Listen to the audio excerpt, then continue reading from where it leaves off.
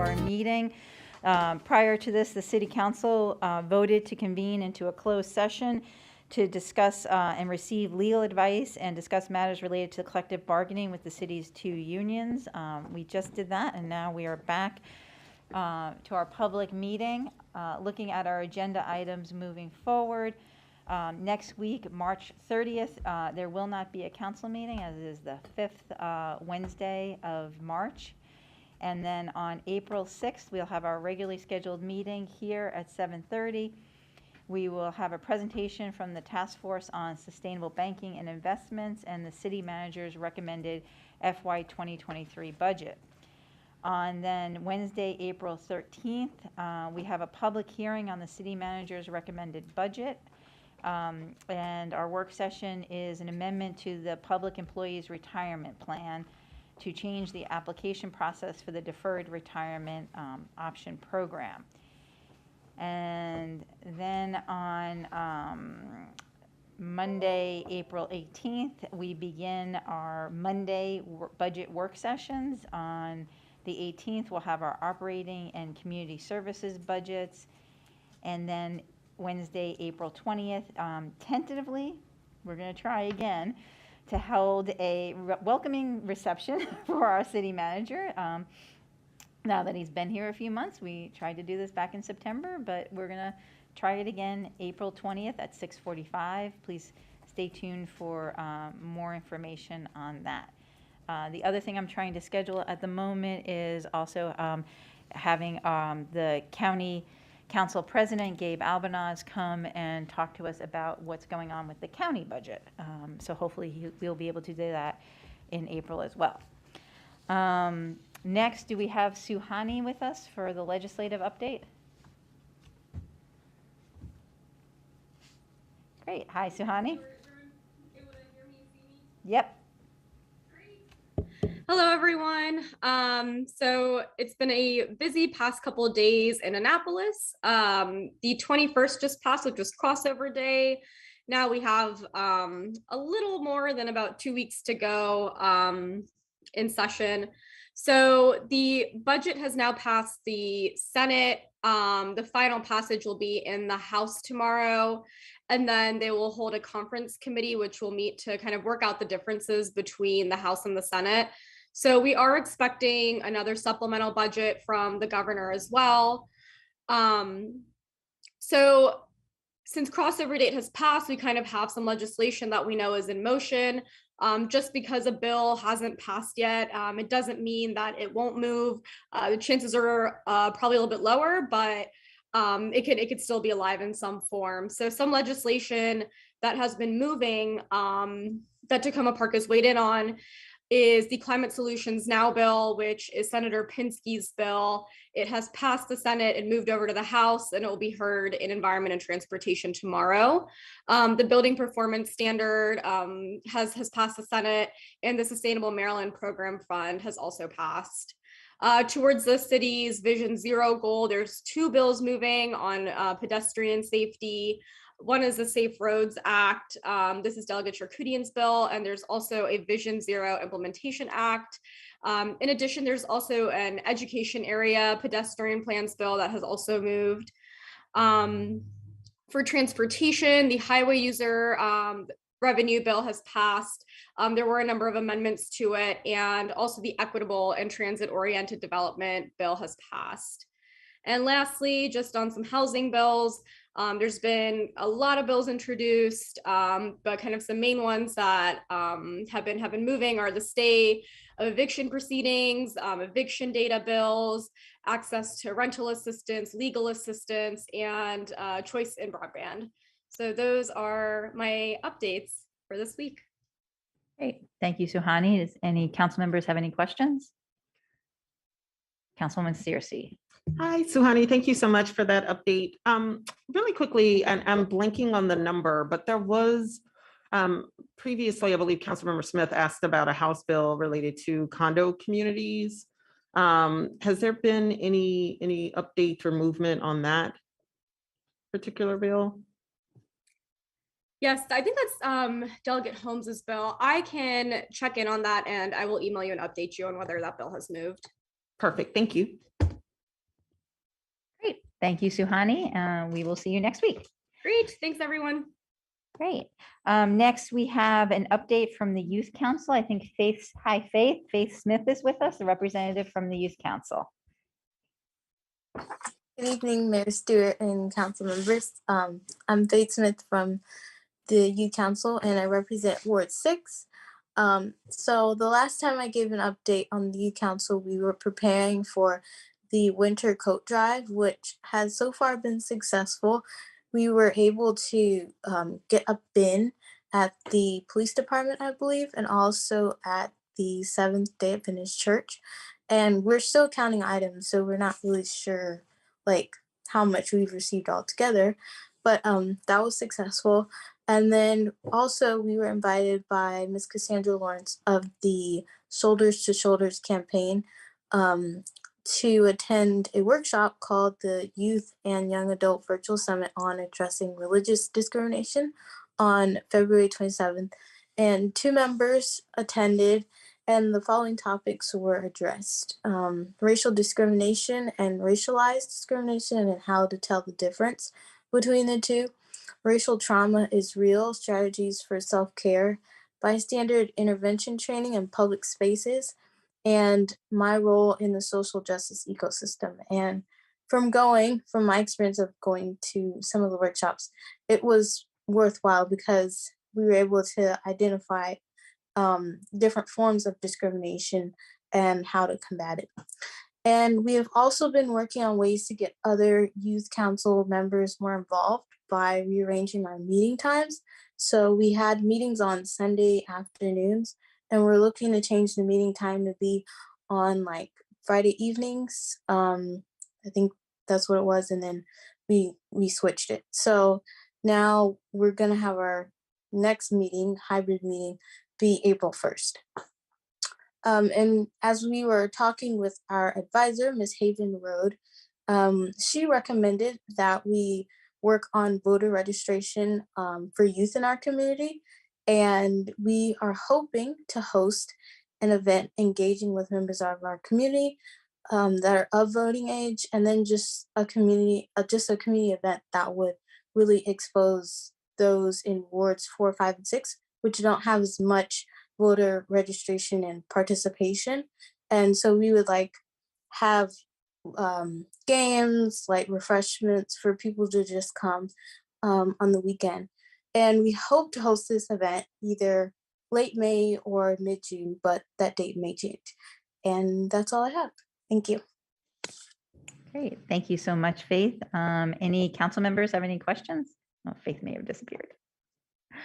All right. There she is. She's still here. Councilman Searcy. First, thank you so much, Faith. I am in awe of all of the things that Youth Council is doing, and I'm amazed at what you all have managed to do in terms of the coat drive, but also the things that you've learned in terms of the other programs that you're participating in. So that's amazing.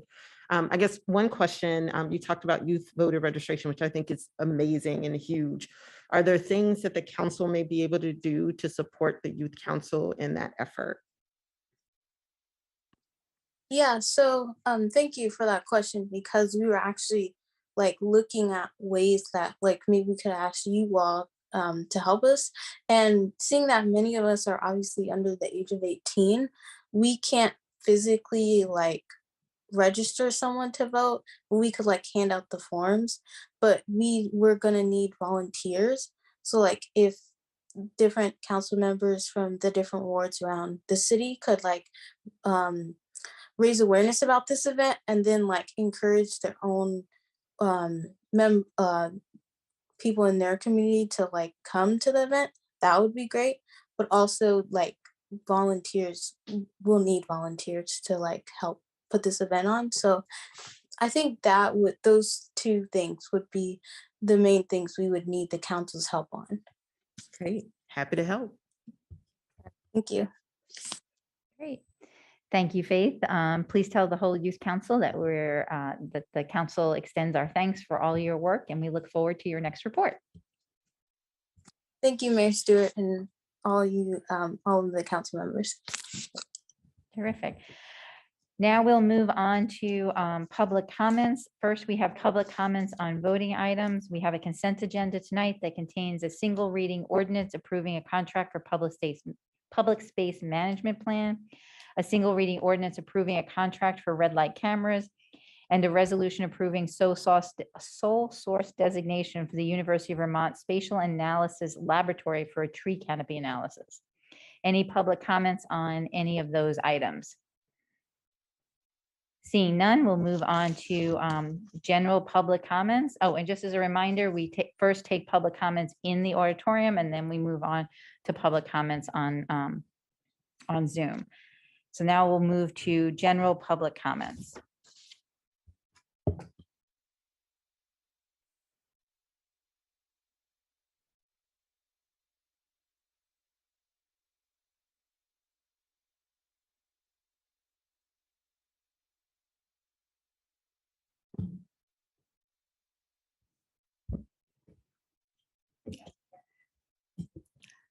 Jessica Landman, Ward 1. Whew, in person. On March 21st, the Montgomery Planning Board issued its final opinion denying the Neighborhood Development Company's application for the Tacoma Junction proposal.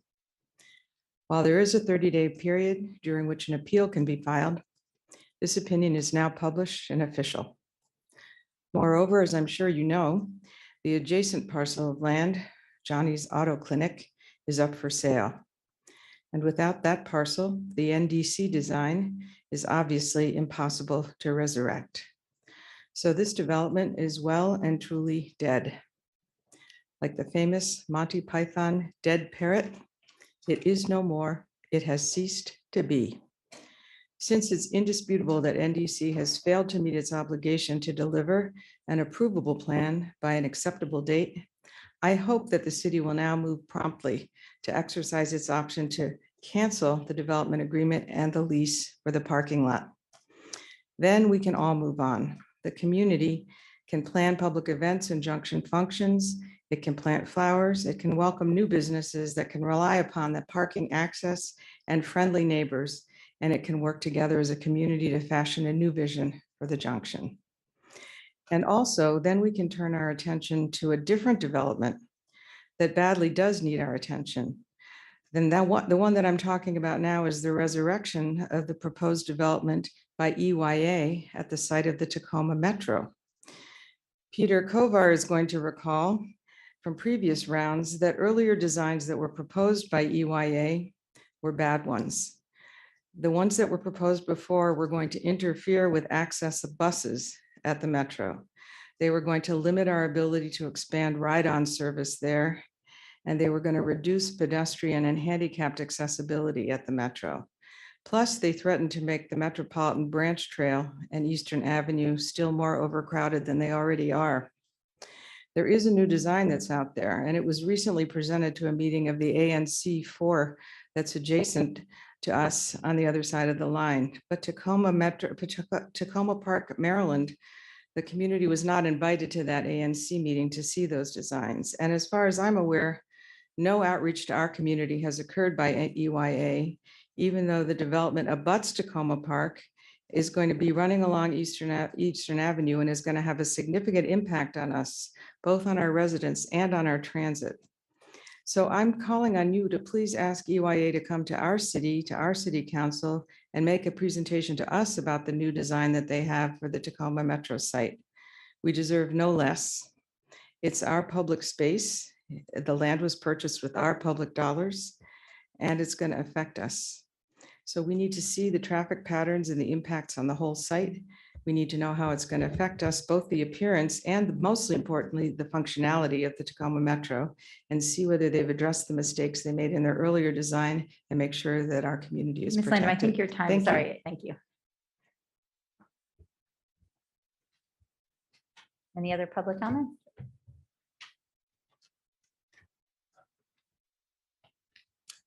Arthur David Olson, Herbie Hancock Avenue. Now that it's done, I hope that council plans to review the redistricting process while it's fresh in your minds. I don't want any lessons learned to be forgotten before the next redistricting a decade from now. I'll wait to suggest some questions on consultants, the council, the census, and the charter. Tonight, I'll focus on the elephant in the room. Communities of interest became the tail that wagged the dog in this round of redistricting, despite not being mentioned in either the city charter or city code. The charter does call for wards of substantially equal population, while wards with a deviation of less than 2% could have been drawn. Our final wards have several times that deviation. And in the final decision between two options, one that kept the community of interest together was chosen over one with more compact wards. What did the focus on communities of interest lead to? When folks in single-family homes on Darwin Avenue objected to being in Ward 4, a census block was split to keep them in Ward 1.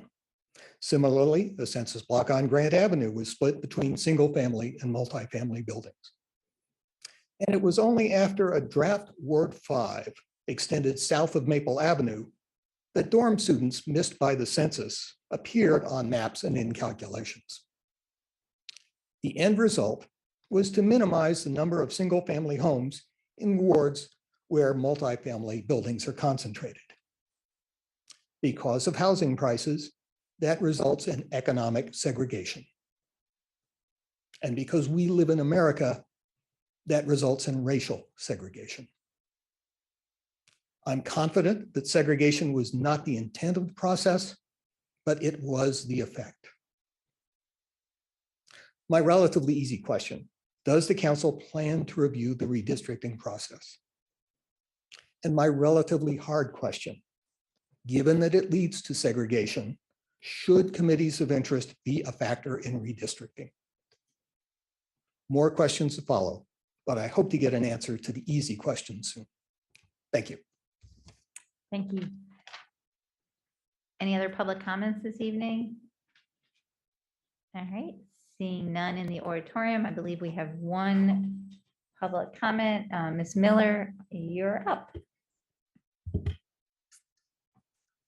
Good evening, Sue Miller, Ward 3. The struggle over the right to post signs in the city arose long before the pandemic. It goes back at least to the spring of 2019, when a city staffer pulled down flyers for a town hall on the budget process.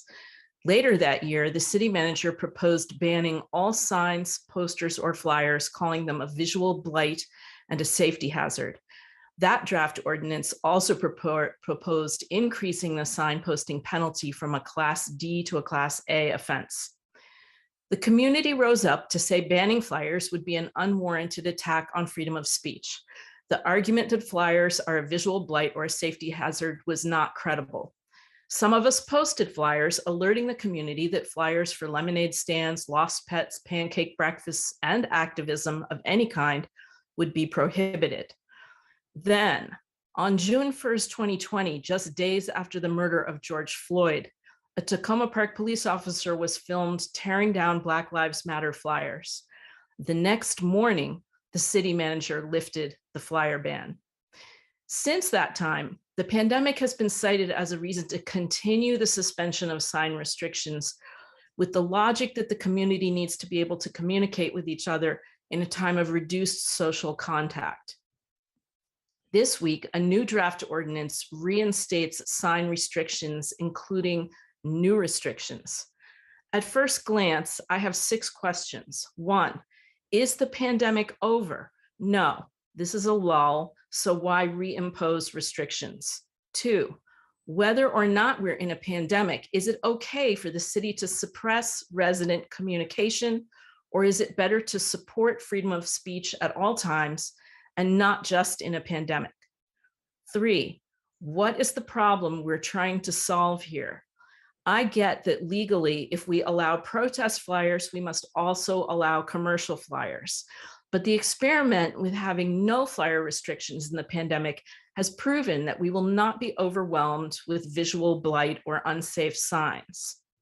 4, what is the penalty for a Class D offense? Please let us know.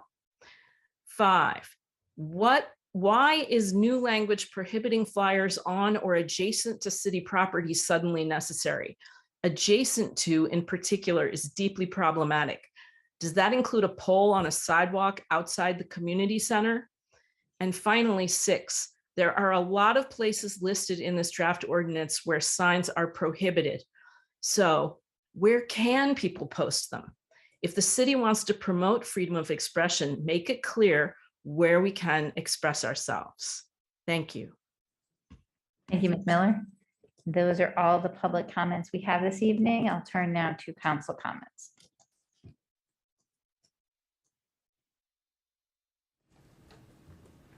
Any council comments this evening?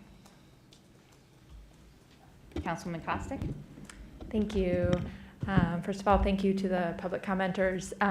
My computer froze up as I was trying to take notes, so Ms. Miller in particular, because it froze during your comments. If you wouldn't mind sending me those in an email, that would be helpful.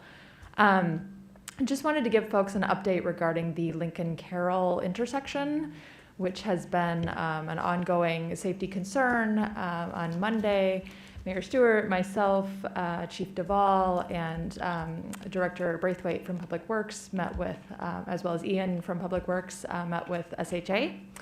And we continued to urge them to install a 4-way stop at that intersection, and to do so as soon as possible because the Sligo Creek Parkway closure is pushing a significant amount of traffic there. We had just last week had 2 accidents on Thursday and Friday, 2 crashes at that intersection, and hoping for no more, but we all know that that is a dangerous intersection. So we continue to urge them to put in that 4-way stop. SHA says they are continuing to review that as a possibility, but are not in a position at the moment to be able to expedite that, and we do not know what the ultimate outcome of that process will be.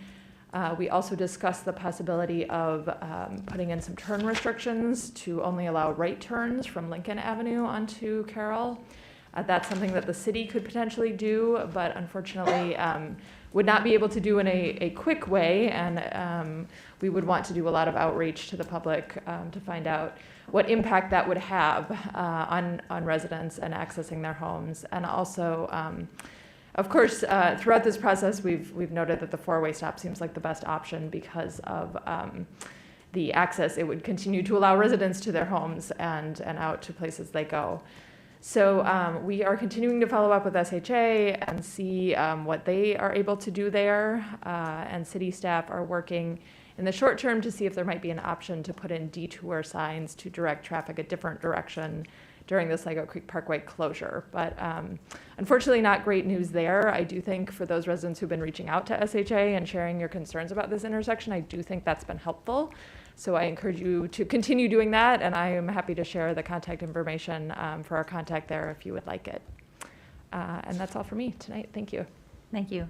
Any other public, city council comments? All right, now, yeah. Yeah, nice try. What are you guys doing? Councilwoman Dabala, you can hit the button and earlier. Councilwoman Dabala. So a couple things. First, Forest Park has a new look. Thank you to the City Public Works staff for yanking out all of the invasive liriope. And I understand the plan is to mulch it and come back next spring to replant with natives, and I think that's fabulous. Belford Avenue sidewalks, there is an information meeting about the possibility of a proposed sidewalk not this Thursday, not tomorrow night, Thursday a week, 7 o'clock. It's a Zoom meeting. Contact me for information. There were 2 regional COG meetings this week that I've attended, Chesapeake Bay Policy Council, and last but not least, the Climate, Energy, and Environment Policy Council was this morning, and we heard 2 things. Regional COG goals. There are 4 of them. Thank you, Mayor, for sitting on the board and passing the fact that 4 of them look an awful lot like City Council priorities. Climate, imagine that. Climate, housing, equity, and transit. So I mention that because we also heard from the city of Rockville and from Prince George's County about their climate action plans. It's nice to see others catching up with us. So as we're talking later tonight about sustainability and climate action in the city, just thought I'd let you all know. So COG's got goals that all the areas jurisdictions have agreed to, and we'll be talking more about that later tonight. I just wanted to mention it while I have everybody's attention. That's it for me. Thank you. Great. Councilmember Kovar. Thank you.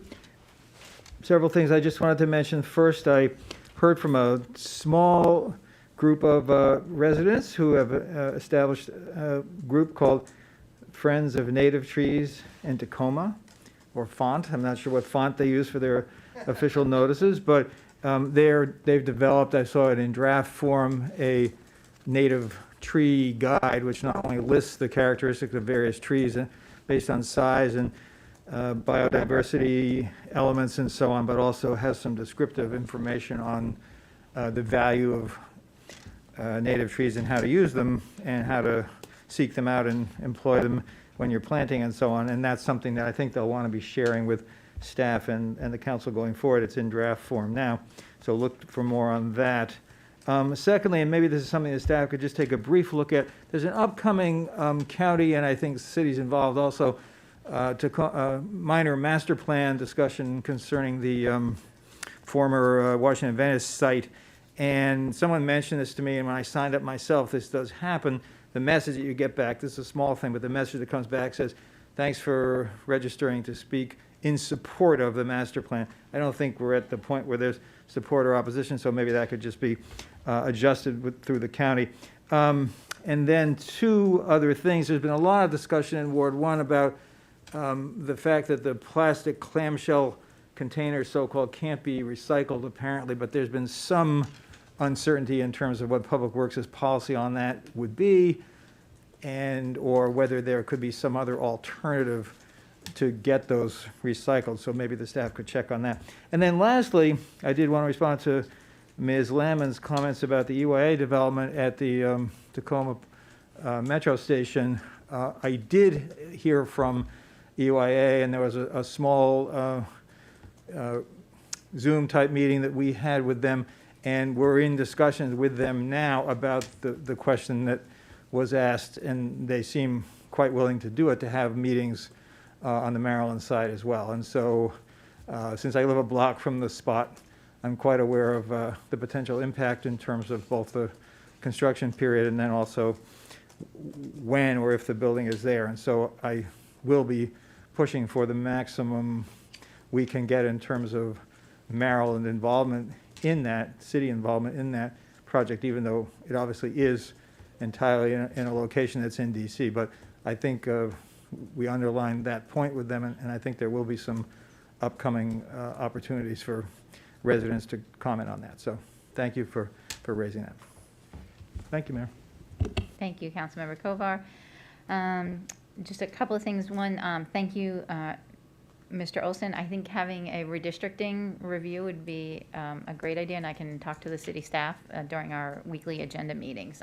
Just like we reviewed the process for our elections, I think kind of memorializing lessons learned and raising some questions that may get asked now or maybe posed to the next council and staff that need to deal with redistricting 10 years from now would be very helpful. So thank you very much.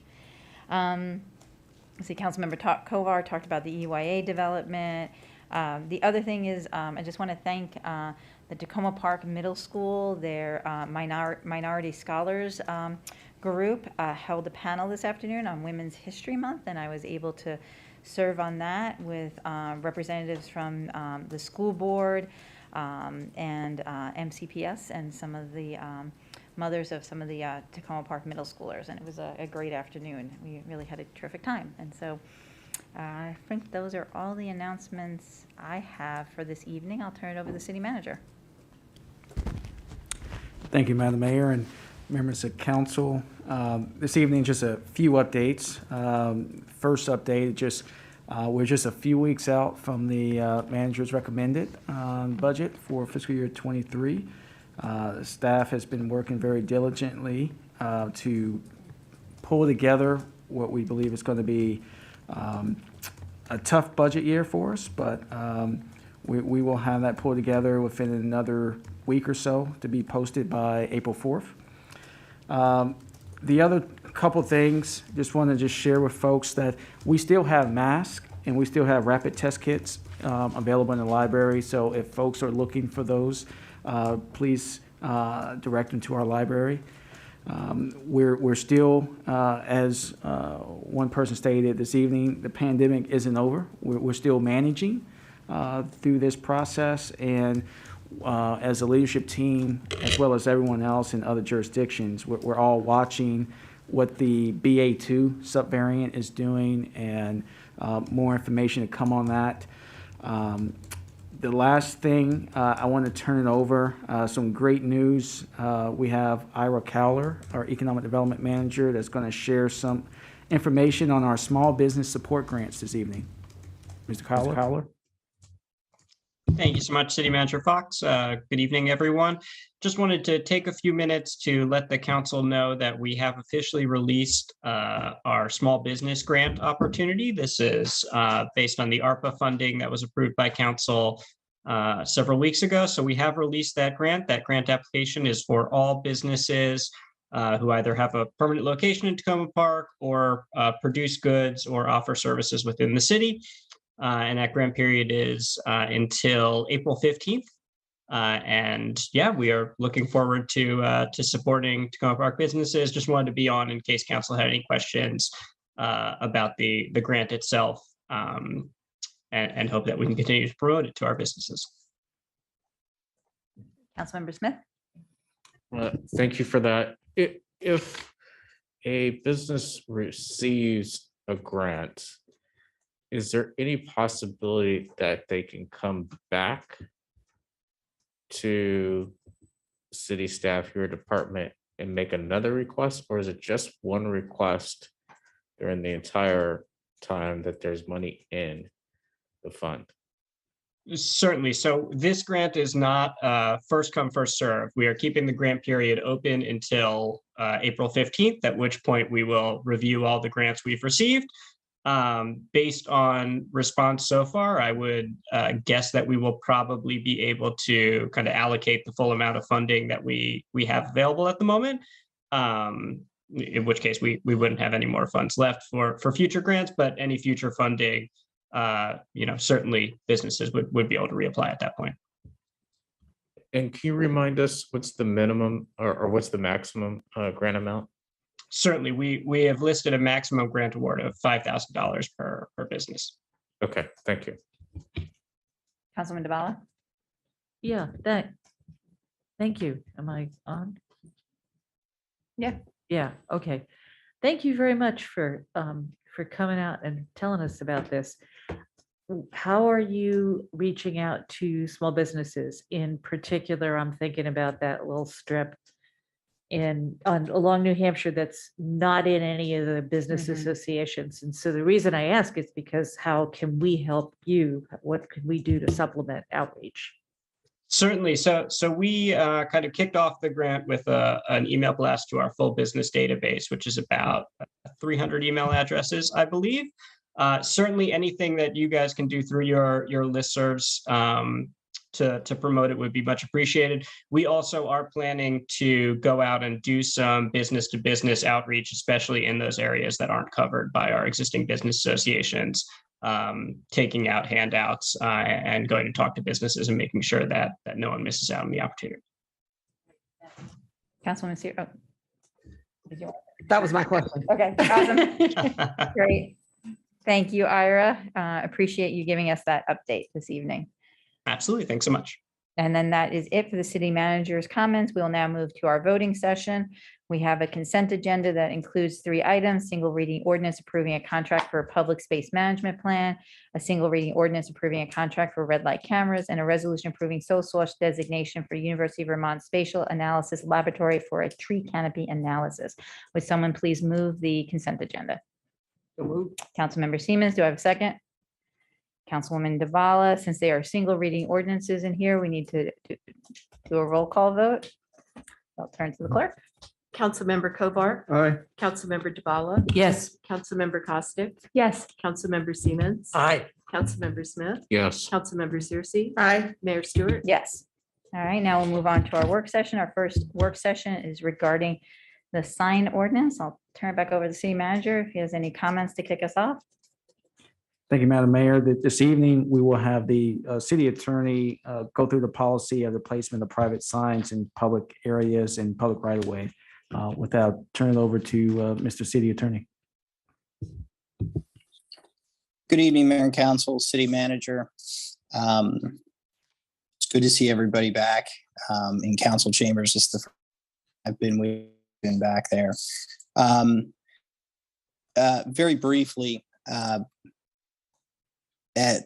understand that the history of the sign ordinance predates my time. I will only speak to what I know of it since I've come to the city, and that focus will be predominantly on the actual ordinance of itself. You have before you changes to the existing sign ordinance based on the existing format and the context of the existing ordinance. My approach in drafting the changes in the absence of alternative guidance was to make the smallest changes possible from a context perspective while trying to make the ordinance as legally defensible as possible. Existing ordinance has two areas of primary legal concern. One is that the existing ordinance seeks to regulate the content of private signs. And then the other is that the existing ordinance provided and waive certain provisions related to the private portion of the sign ordinance. So the revisions that you have before you are designed to address primarily those two provisions. And with respect to the content aspect of it, I drafted it in such a way so that any aspect of it that seeks to regulate the content has been removed. I also removed the portion that grants the city manager any discretion. The third piece of it, which is new from a standpoint, is that I added a provision that seeks to clarify that private signs would not be placed on any property, city of park facility, way, excuse me, or in a right of way that's contiguous to a city facility or park. The reason for that language is to try from being in a position in which a private sign is placed next to a facility or park that would be either promoting or looking on something otherwise in any way, shape, or form, and put the city in the position of being seen as being behind that speech. So that's the other substantive provision. Now, from an enforcement perspective, one of the changes that I made, which, obviously all of this is subject to council direction and guidance, but the other change that I suggested was for any private posted, in addition to the sponsor information for the sign, that the person posting it would also be required to put their information on the sign. And that's purely from an enforcement perspective. It's often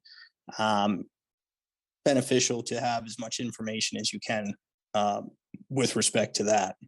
And then I made other minor changes, which are the primary one, which is just simply remove references to administrator and replacing that with manager. with respect to the city manager.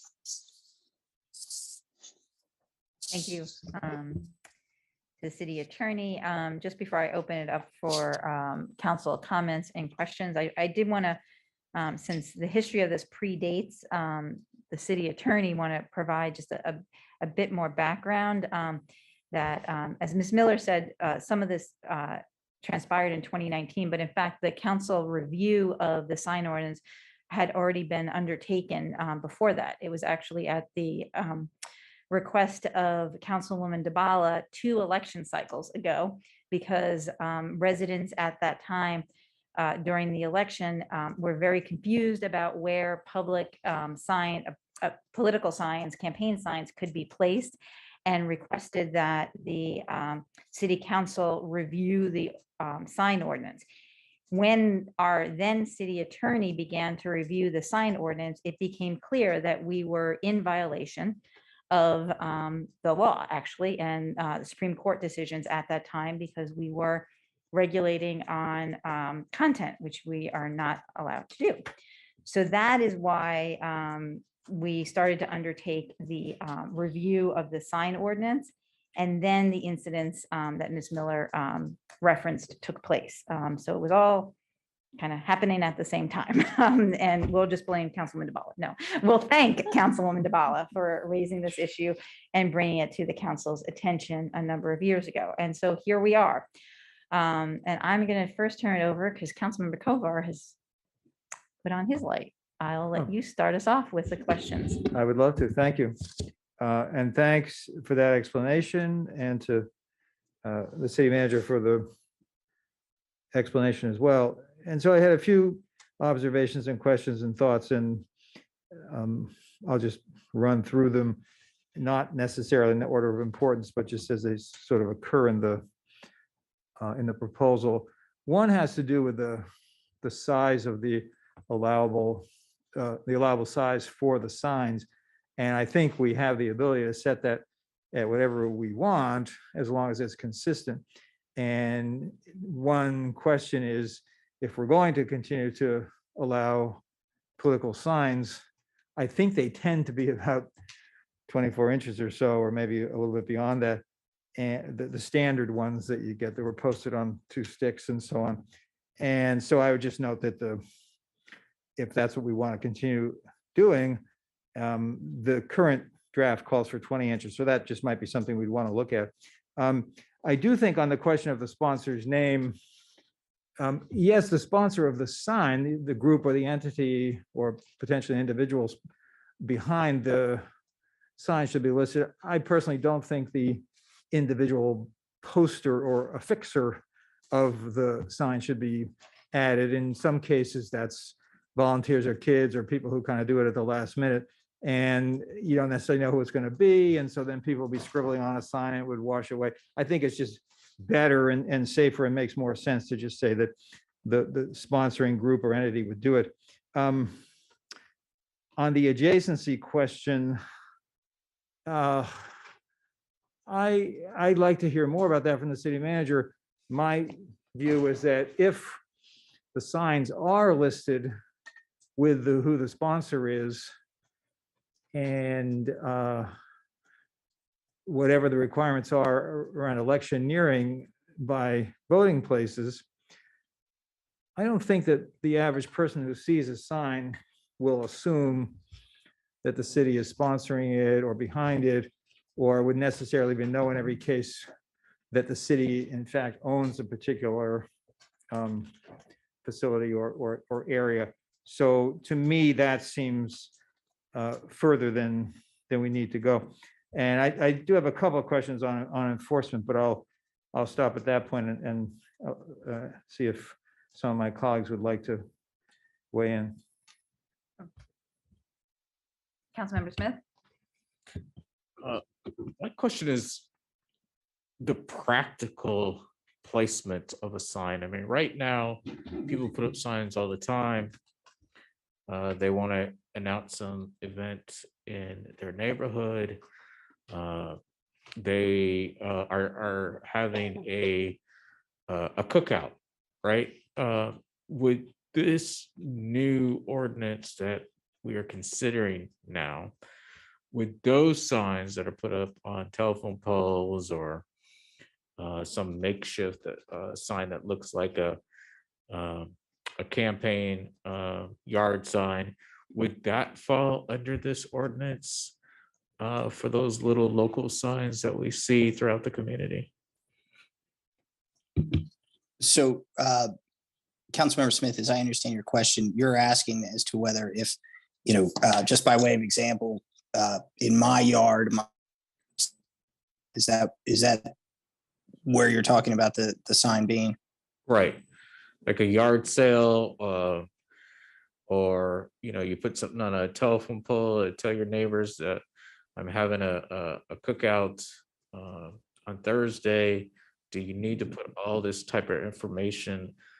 Who is sponsoring the event? Or so if you put any form of sign in the area that is covered by the ordinance, you would be required to comply with the ordinance. If you're putting the sign, for example, if I put it in my front yard on my property, then that's not a public area. It's unlikely to be in the public right of way. And as long as it's not in either, then you would not have to comply with the ordinance. and so if it's not in compliance, then city staff, like Public Works, would have the authority to just tear that sign down, or would they have to hold the sign, like what happens with campaign signs? You have the opportunity to pick them up. Well, so from the authority under the ordinance allows city staff to enforce violations of its provisions. The enforcement mechanism, depending on what it is exactly, but primarily it's going to be and then a repeated violation will result in municipal infraction. But there would also be the authority to remove it. How the city manager and staff exercise the discretion to enforce the ordinance is something that the ordinance does not directly address. Councilman Costick? Thank you. First of all, I just want to make sure I'm understanding correctly what this would allow. So it would allow signs in the right of way next to private property, but not in the right of way next to city property. Is that correct? Really, the ordinance, but for us, I think that's just plain English understanding. Yes. Okay.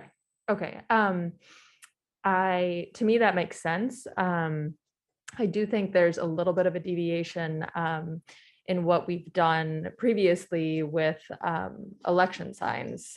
Typically, we've had election signs in the right of way near the polling places, but I think I'm a little less concerned about the election signs and more concerned actually about the potential for commercial signs or other signs that might be posted there on a regular basis that could be seen as being something that the city is endorsing, that the city has no connection to. So to me, that makes sense. I share Councilmember Kovar's concern about posting the name of the person who posted it, which I think is an additional hurdle that could get pretty cumbersome depending on what the signs are, particularly for election signs, which have typically not included those things. So I have some concerns about that.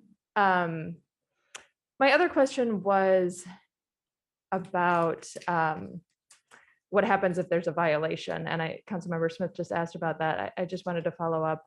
So more or less what happens if there's a violation is that the sign is removed. Is that correct?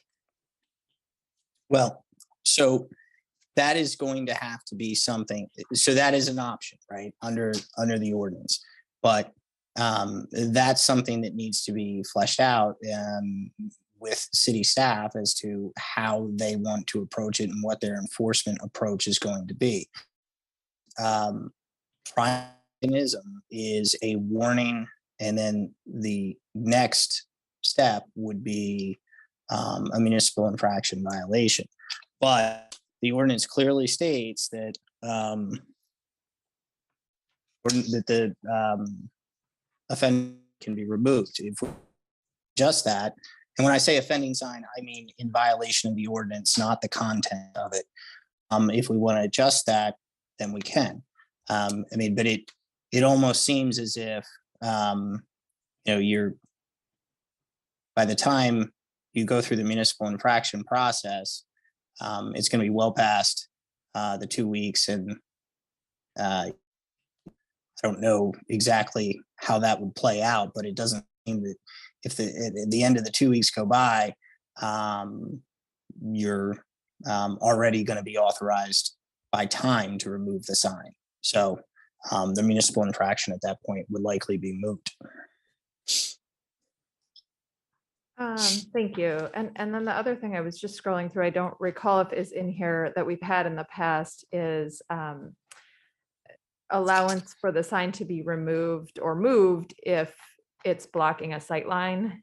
So if it's in the right of way and it's making it difficult for people turning or getting out of their driveways or something else, is there a provision for that?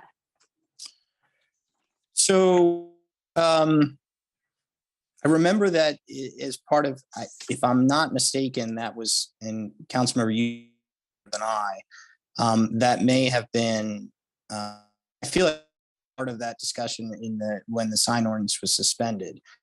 I don't recall that there is a provision addressing that in here, but it would, I think, be covered by any form of state traffic regulation, or and I'd have to check the county laws to see if it would be too, but I'd be surprised if it's not in a state traffic regulation.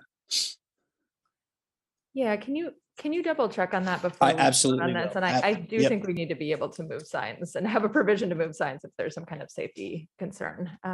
But it does, I'm just seeing here, it does mention the manual of uniform traffic control devices. But I think it'd be good to include that. And I think it's possible that maybe the election code has something regarding signs. I don't recall it that mentions that, but I think it'd be good to have that be consistent. Yes, thank you. And I election, I will double check there as well. But my recollection is that the regard has to be in compliance with federal, state, and city laws. Might even say county, but I will double check both, and I will get an answer for you on that. Thank you. Councilman DeBala? Thank you.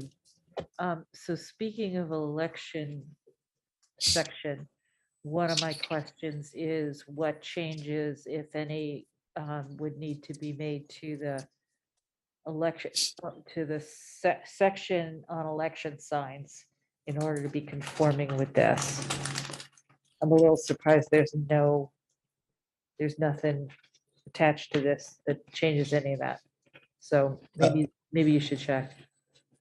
Well, so I did when I drafted it, Yeah, and when I draft, and I'll go back, obviously, if there's something specific you want me to check, but the election law is indicates that there was very little said about signs when we changed the election law, because we were going through the sign ordinance revisions at the time, and the language that was inserted was basically compliance with existing law, because at least my thought process was, if we're going sign ordinance revision, we know we're going to need to comply with federal, state, and county law, maybe on the county law piece of it, depending, and our own laws. So that was the most general way to phrase it.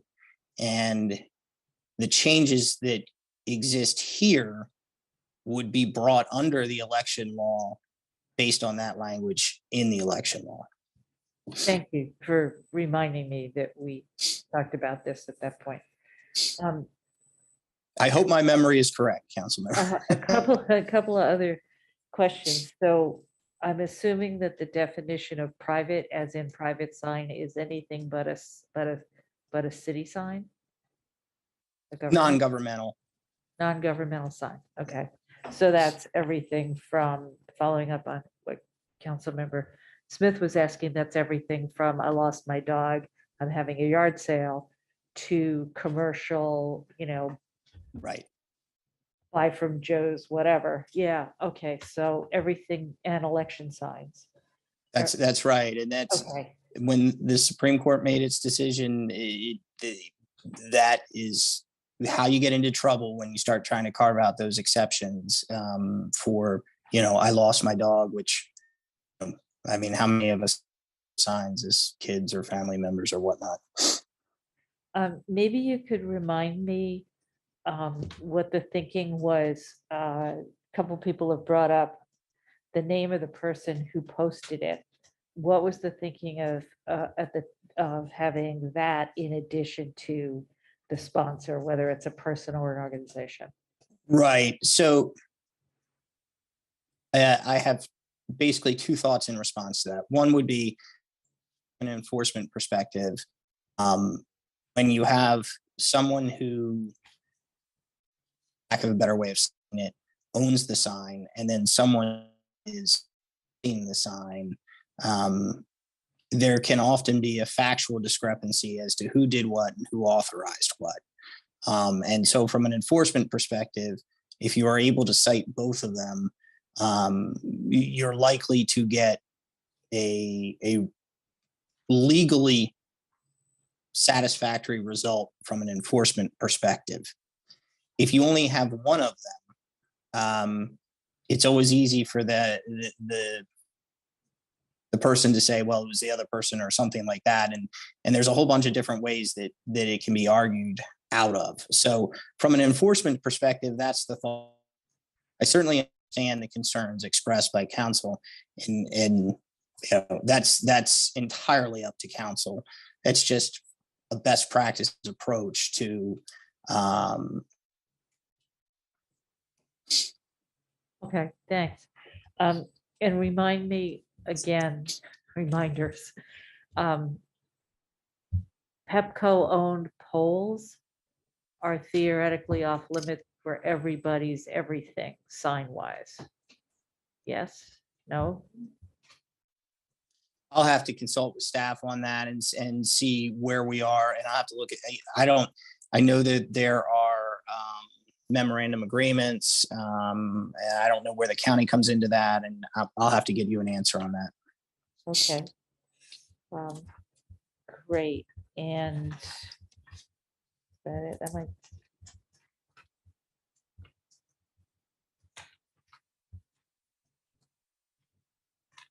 Yeah, that's it for me. Thank you very much. Yes, ma'am. Councilman Searcy. Thank you. So I'm still wrapping my head around the language around the fact that private signs can be placed. The language before was about public locations, and now it's public areas and rights of way. And so one of the things that I'm trying to wrap my head around is, can someone put a sign, you have a corner lot and there's a bit of an easement and there's right of way. Could an individual just decide to put a sign in what is technically the easement or the right of way, but in someone else's, abutting someone else's property? And I think that's the piece that I'm trying to make sure that I understand, like when we're talking about rights of way, when it comes to private property, we deal with this all the time with sidewalks.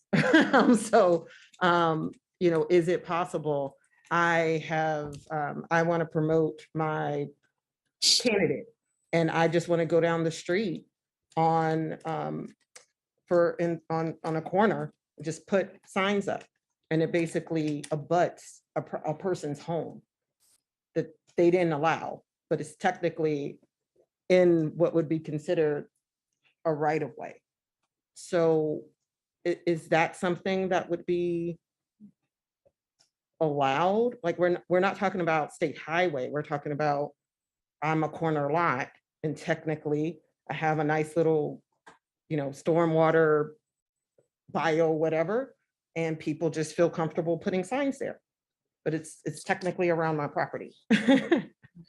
Right. So that's a good question. And really your question goes to, as I understand it, is what would be a public right of way. The And definition of right of way. right, so I the- would say that it would be given its common legal definition, which would not be considered a stormwater easement that is for the use of the city in maintaining the stormwater drain.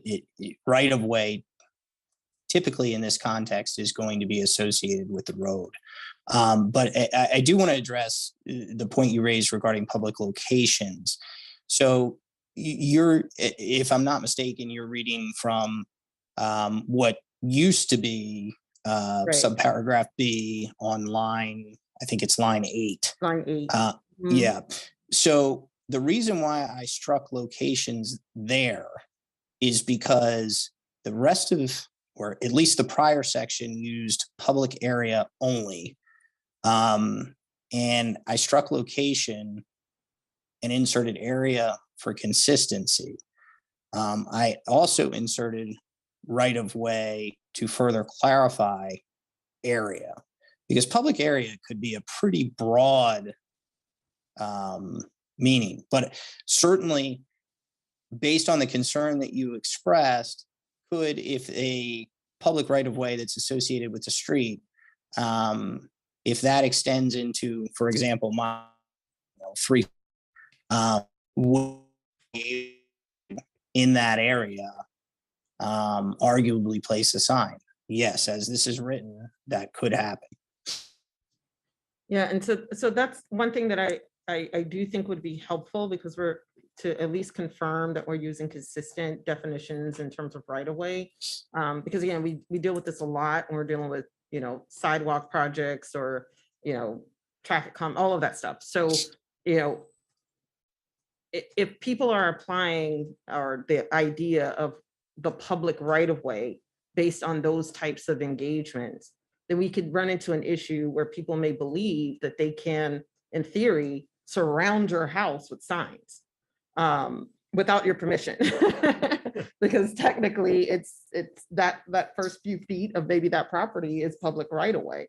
So it would be helpful to make sure that that we're either using a consistent definition, and that was the intent, or we modify that language if that is not the intent with the signage.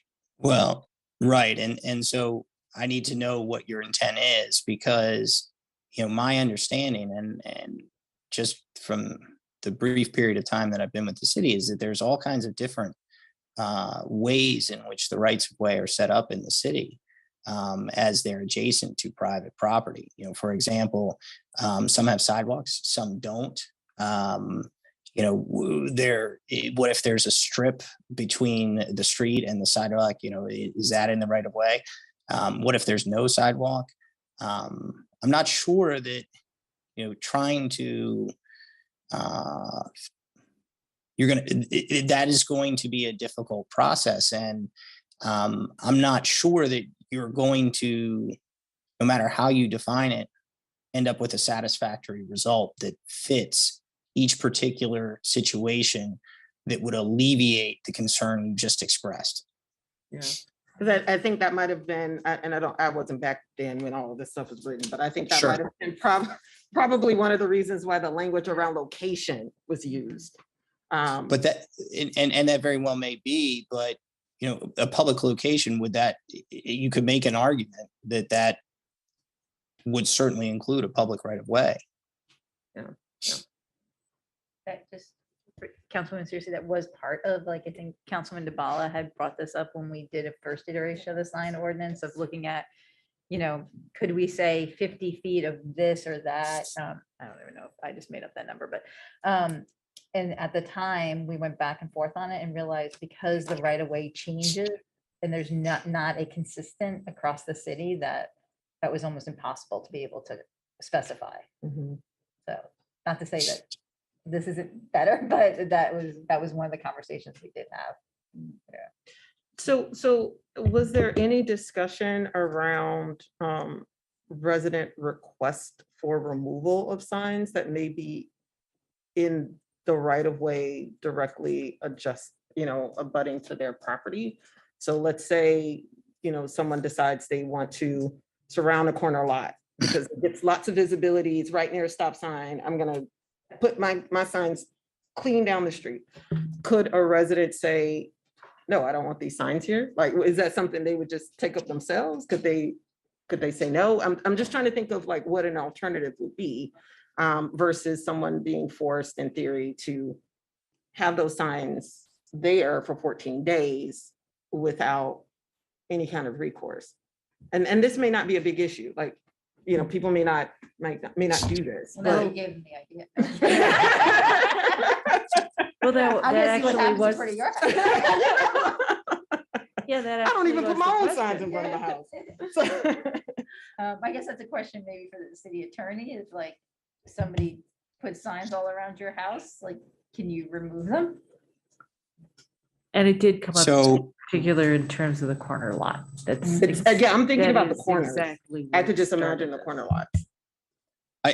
I would be very hesitant to offer a definitive opinion on what may or may not be permissible in a particular situation. But hypothetically speaking, I think that we don't want to be in a situation in which we have residents putting signs on property and residents taking signs off property in a dispute over whether it's in the right of way or not in the right of way. And I'm quite certain the city manager and staff don't want to be in a situation in which, you know, they are being asked to remove signs that are in a disputed area as to whether it's in the right of way or not in the right of way. So that goes to the underlying concern the council member expressed regarding, you know, we've got this hodgepodge of where's the right of way start and end in people's yards in relationship to just how the city is set up and evolved over the years. And you know, I don't know that we're going to be able to answer every particular situation, and some of this is going to have to, if we continue with the ordinance, some of it is going to have to rely on the reasonableness and the goodwill of residents to, you know, stick with the spirit of the law. Thank you.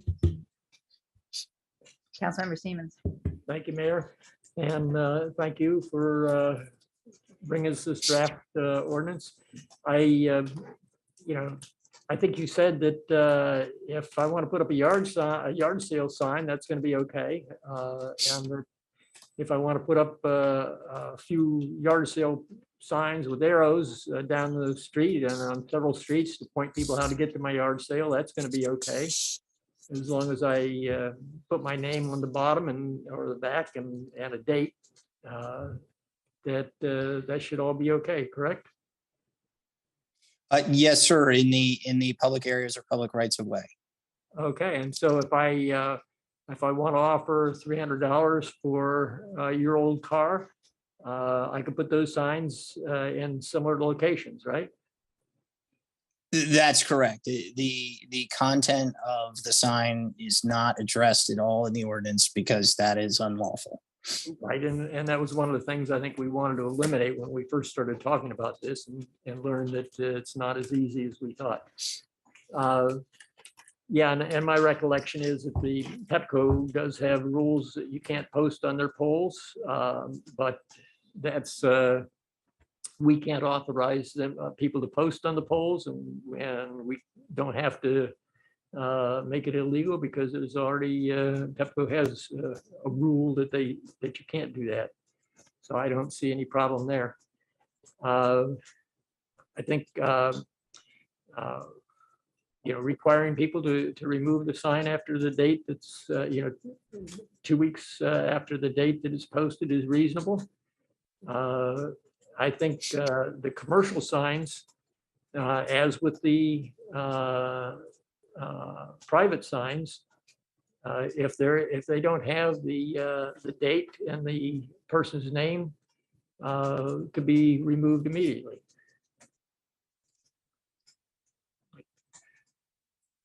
And I guess Public Works could do that, correct?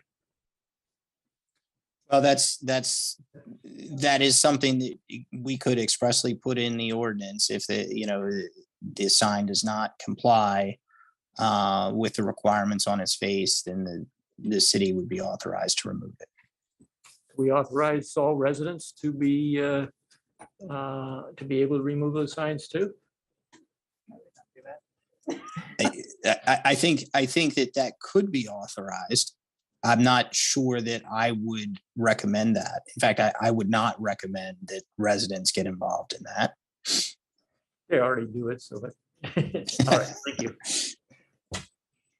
Councilman Costick, we're in round Sorry. two. I know, sorry. A couple questions that came up. Hopefully it'll be pretty quick. One is state highway right of way. This does not apply there? Is that correct? Or it does apply there? Well, so this is where the way it is written, it does not distinguish between state highway right of way in the city of Tacoma Park and non-state highway of right. It says public rights of way. Okay. Okay.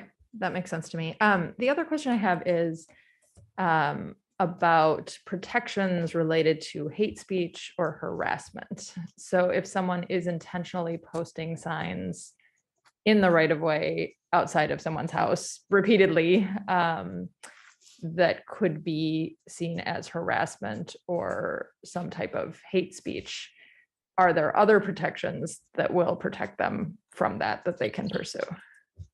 Sure, that's a great question. This ordinance would not cover that, and under the current constitutional structure as it's come down from the Supreme Court, this ordinance could not address that.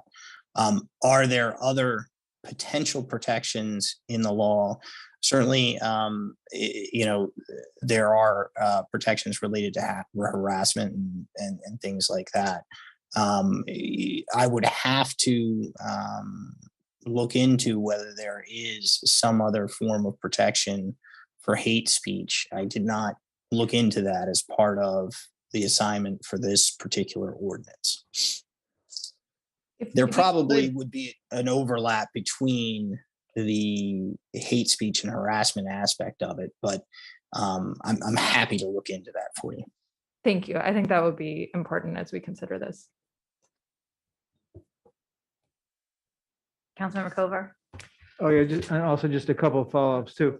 On the telecom pole issue, it sounded like you were saying, but I'm not sure. Councilmember Siemens mentioned it. Since we don't control the telecom pole, we don't get into that one way or the other. It's one of the most common places for people to post signs. And if a version of this ordinance similar to what we have here were to be approved, would the city enforcement staff be allowed to enforce this with regard to signs and notices posted on telecom poles? So the ordinance does not say one way or the other. It simply says signs in the public right of way or public area. So as the ordinance is written, if there's a sign that's in the public right of way or public area that's it's in violation of the ordinance, presumably if it's on a pole, it could also be addressed by this ordinance. Now, again, from an enforcement perspective, and what the agreements with Pepco say, and I'd have to consult with the city staff on that and see how they would want to approach it, and perhaps we would need to modify the ordinance accordingly. Okay, and then in terms of removing old signs, I don't know if others would agree with me, but in my experience, when they're date and time specific, it's kind of rare that they do get removed, and I think people are very excited about their event when they're announcing it and then move on to other things afterwards. I don't think there's anything malicious about it as much as it's just pretty common for that to happen. And so I'm fine having them removed.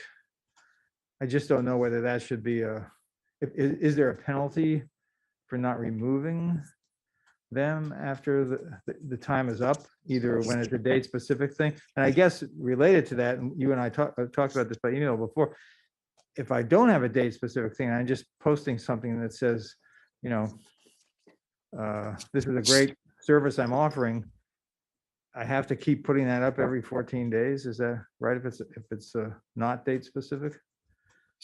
Right. So, and thank you for those questions.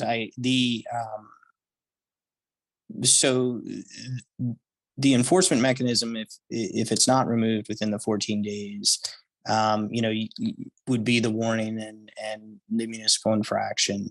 The first offense would be a warning, repeated offense, municipal infraction. And then the answer to the second part is, if you have a continuing event, yes, you would have to put it up again 14 days after. And, certainly the 14 days is just what was in the ordinance. If council wants to change that time period, it certainly can.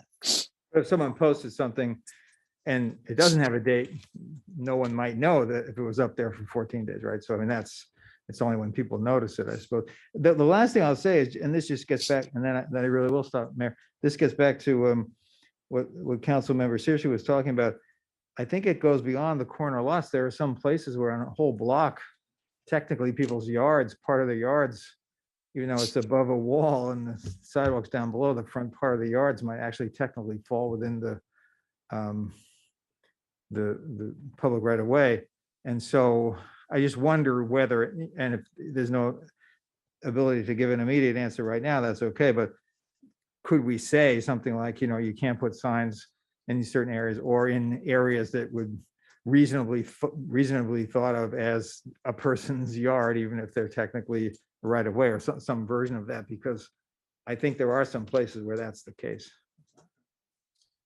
You can certainly look into that. Okay, thank you. Just to pick up on that last point, I wonder if that was something that could go in the sort of whereas clauses at the front, if there's not a possibility of being able to actually write ordinance language to that, to give the spirit of and the intent of council for the sign ordinance. But as a person who has a corner lot, I see, and not exactly sure where the right of way is and isn't. Just to go through a couple of things on the placement of signs. My sense is that at the moment, and council can consider this, I'm looking at line 31 about no private signs or advertising close to or adjacent to a city facility. That one, my concern, I can see two sides of it, and I think that's something that the council is mixed on at the moment. One, Councilman Costick, I think, raises a good point that you don't want something to be seen as the city endorsing something. It could be like a gymnastics club or like after school thing, but if it's not something we're offering.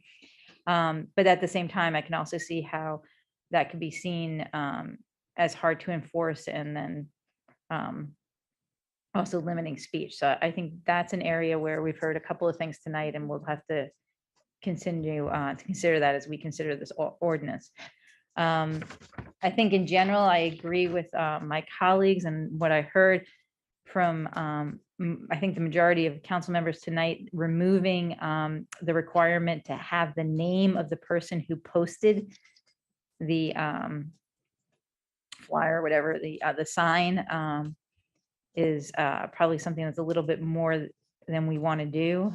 Thank you to the city attorney for explaining why it was there regarding the enforcement mechanism, but my sense from council is that the majority would like that removed. The other area, Councilmember Kovar raised a good point on the sign, the size of the sign, and whether 20 or 24 inches was a good requirement. I'm not sure I feel terribly strongly about it, but if we want to go to 24, I'd be open to that as well. And there were a number of areas that we're going to continue looking into. Adding language regarding regarding public safety, the Pepco polls, and hate speech. And then the last question I had, which I don't think was answered yet, is what is a Class D offense and the penalty for that? Mayor, I looked it up when I was going through this, and my recollection is either $100 or $200 fine. I can give everybody a specific answer on that. Yeah. And I guess this may be a question for the city manager and not the city attorney, but whether or not there should be more clarity and direction regarding what leads to a warning and how we define multiple or repeat violations. I know one of the reasons we are revisiting the sign ordinance on this was that in addition to Councilman Dabala bringing the residents' concerns, it was also to make sure that our ordinance was giving clear guidance to our city staff and there was not ambiguity in which they had to use their judgment, because that is where we ran into some circumstances as well in the past. And so I guess that might be a question for the city manager to review and let us know if that needs more clarity there. Because I think one of the goals in doing this is to make sure that we're giving clear direction to city staff. Did I miss anything? No. Mayor, Yeah. the one question I was unclear on was, we talked about the election signs, Mhm. and it seems like that is a little bit different than all the rest of these signs, size-wise and also location-wise with near the voting polls. And I just wondered whether that remains something to be addressed by the city attorney, Mhm. and whether that should be addressed separately under the election rules and supersede this. Mhm. Thank you, Councilmember Siemens. Yes, I did forget. I think the city attorney was just going to double check on the elections signs and the section of our that deals with that as well, because that was something that we had discussed prior. All right. Does the city attorney have any questions for us? I do not. All right. So we will look up these other things, and I will work with the city staff to get this on a future agenda for us to consider again and vote on.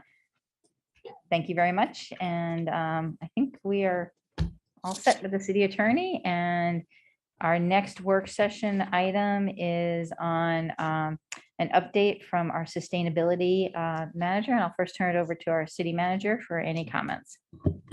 Thank you, Madam Mayor. We're elated to have Ms. Matthias, our sustainability manager, share with council and the community about all the great work that she has been doing for us to meet our sustainability goals. And with that, Ms. Matthias, I'll turn it over to you. Hi, thanks. It's so nice to be back here and to see all of you face to face. This is just great.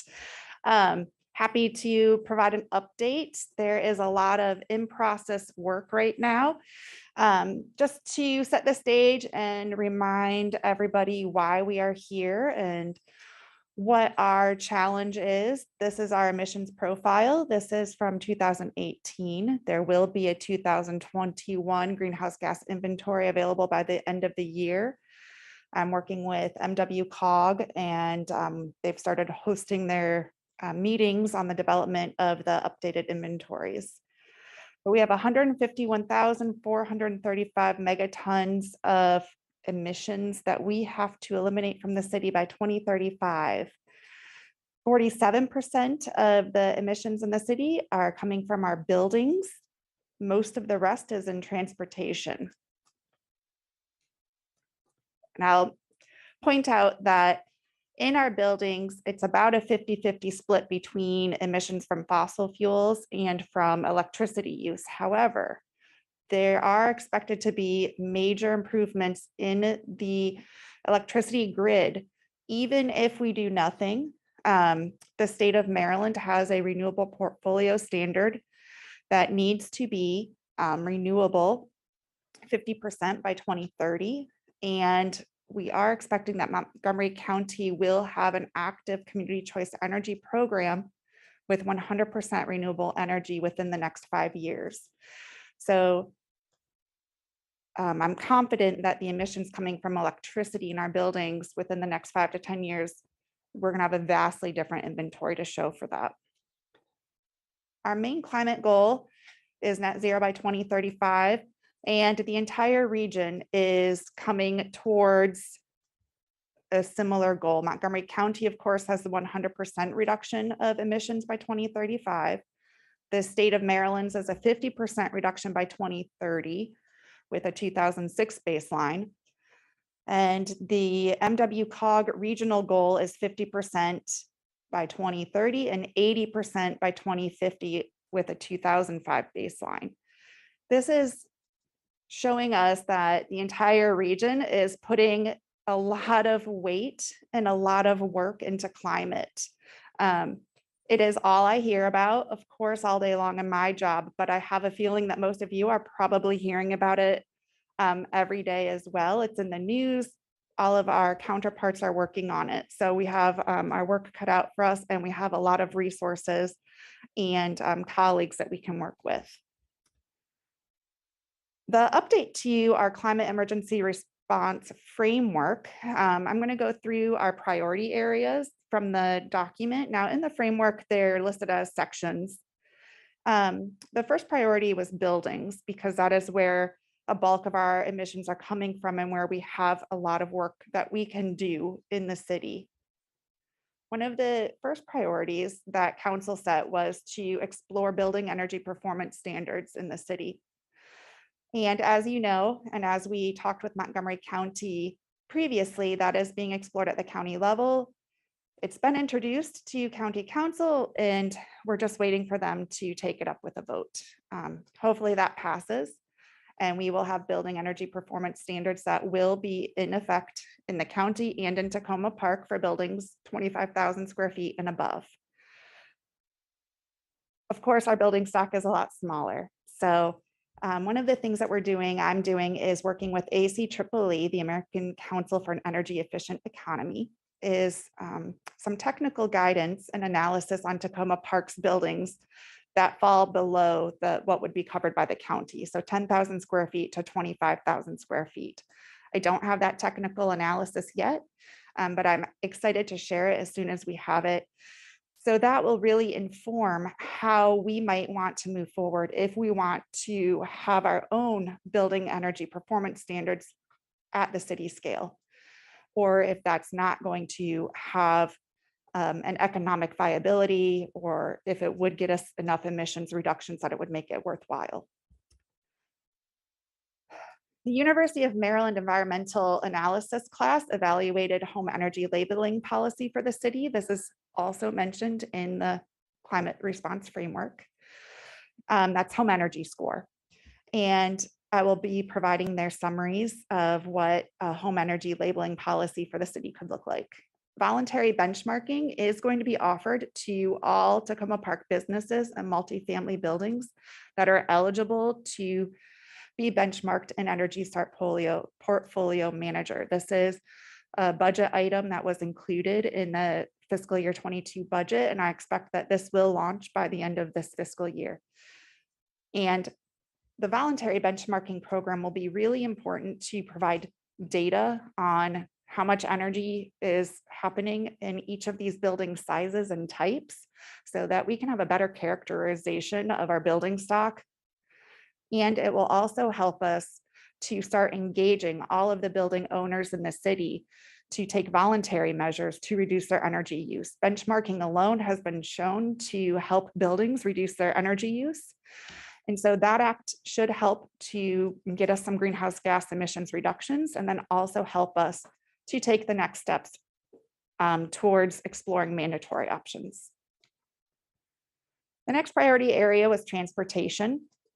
And as you are aware, the city right-of-way permit was amended as suggested in the framework to allow for curbside charging equipment.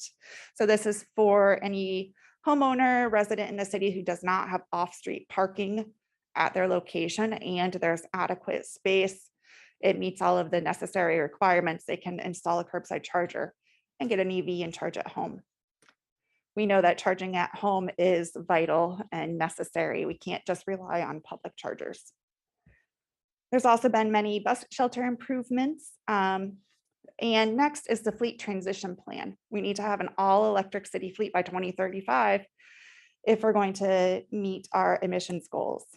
The draft is nearly ready. It will be presented to the senior leadership team for review before it's presented to you here. In the draft, creating the draft, we reviewed all of the available EV models and the equivalents to what's available commercially to what we have in our current fleet. The plan recommends that no new fossil fuel powered vehicles will be purchased by the city after the year 2028. But some vehicle replacements might need to be postponed around that time as we wait for new EV models to become available. And charging infrastructure grants will be available to the city. So I expect that we'll be able to take advantage of more charging infrastructure as we grow our city fleet. We'll need to be installing more vehicle charging for that fleet.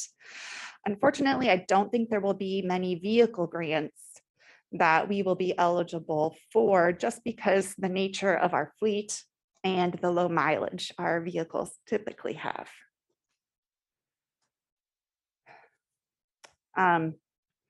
There are some other challenges with our EV transition for our fleet, namely heavy duty trucks. Those are being slower to come to market, and pursuit rated police vehicles that are commercially available for our police fleet. So those are the kind of the two parts that you'll notice stick out in that plan when it's available. The next priority area was renewable energy, and the last one moving towards a fossil fuel free community. We have been doing a lot of research on what the legal options and best incentives are for electrification. We have to electrify our building stock. There's no way around it. And that means we have to provide a lot of incentives, a lot of education and outreach to our building owners. And at some point, we will likely have to pursue some legal options if the county does not do that before we can. There are a lot of questions, and pursuing legal routes to mandatory electrification welcomes all sorts of issues. So I'm not prepared to go into those details right now, and I don't have a recommendation on any legal options right now, other than continuing with heavy incentives to build that momentum and to get building owners excited and knowledgeable and wanting to electrify their buildings. We are working also on developing a comprehensive electrification roadmap. I have been working with electrification organizations around the country, buildings experts, and other colleagues from other cities who have developed electrification roadmaps. This is the comprehensive plan that includes the city fleet, but also buildings and transportation and everything in the city that needs to get electrified. This is going to be a complex and large project. And this is not something I'll be writing on my own or finishing on my own. It'll have to kick off with a community engagement portion before we could finalize a document like that. But what we are also doing right now is developing a comprehensive electrification and education outreach campaign. Tacoma Park was selected along with Montgomery County to participate in a select cohort with the Rocky Mountain Institute to develop comprehensive electrification campaign. It will focus heavily on heat pump adoption, and we are working to identify contractors to specialize and will specialize in electrification and appropriate heat pump technology for this climate that will address many people's concerns around getting the right kind of heat pump for their house or their business, and having a knowledgeable contractor who can work with the older building stock in Tacoma Park. That is one of the biggest questions I get through the grant project, which I'll talk about next, is do we have contractors? Who do we know? So with the contractors we have been identifying, we hope to link them up with the Montgomery County Green Bank so that they can do the vetting of the contractors, and also partner with them to make sure that everybody is stacking their incentives and also can work with the available resources of the Montgomery County Green Bank. This campaign, we anticipate to launch this summer. That will coincide with the next cycle of electrification grants. And it'll be countywide, the campaign, but I'll be working with Montgomery County staff on the development and pooling our resources, and then we'll have a specific piece for Tacoma Park. Montgomery County, I already talked about pursuing community choice energy, and they are also pursuing gas-powered lawn care equipment ban. I know this is a topic that comes up in Tacoma Park quite a lot. That gas-powered lawn care equipment is a very large noise nuisance. And luckily the county is pursuing this. I know from their staff that the language has been finalized and they're waiting for it to be introduced to council. I don't have an update other than they're waiting for it to be introduced. And the Capital Area Solar Co-op launches on April 1st. It's including EV charging. This is the solar co-op we run every year. Montgomery County and the Tacoma Park and all of the municipalities took it region-wide last year. So this is the second year it's region-wide. So Virginia, DC, and Prince George's County can all participate. And this is a great opportunity for anybody who wants to go solar. They can get discounts on their solar panels, expert advice for free, evaluations of their roof with no pressure. So let everybody know that the solar co-op is opening April 1st, and there'll be lots of updates and webinars. And I'm trying to think of the fun name. There's a wine and solar, there's a fun name for the events this year that are in person, and it involves wine and talking about solar. So, that'll be great. So the electrification grants are what I have been working the hardest on and what I am most excited about, because it is going to be such a heavy lift to electrify the buildings in Tacoma Park. There is a lot of old misinformation about electrification, especially of electric cooking and heat pumps. And so combating that misinformation with good education and demonstrations of new technologies that work very well and are very efficient, and work better than natural gas in many cases, especially in cooking, is something that I'm really looking forward to doing. And I know there is a high demand for it. So this year, we received 88 applications for the electrification grants. This is the first time we advertised electrification grants. And to get 88 applications was amazing to me. We could only award 44 grants. The total amount of the application requests was $677,800. The budget was $285,000.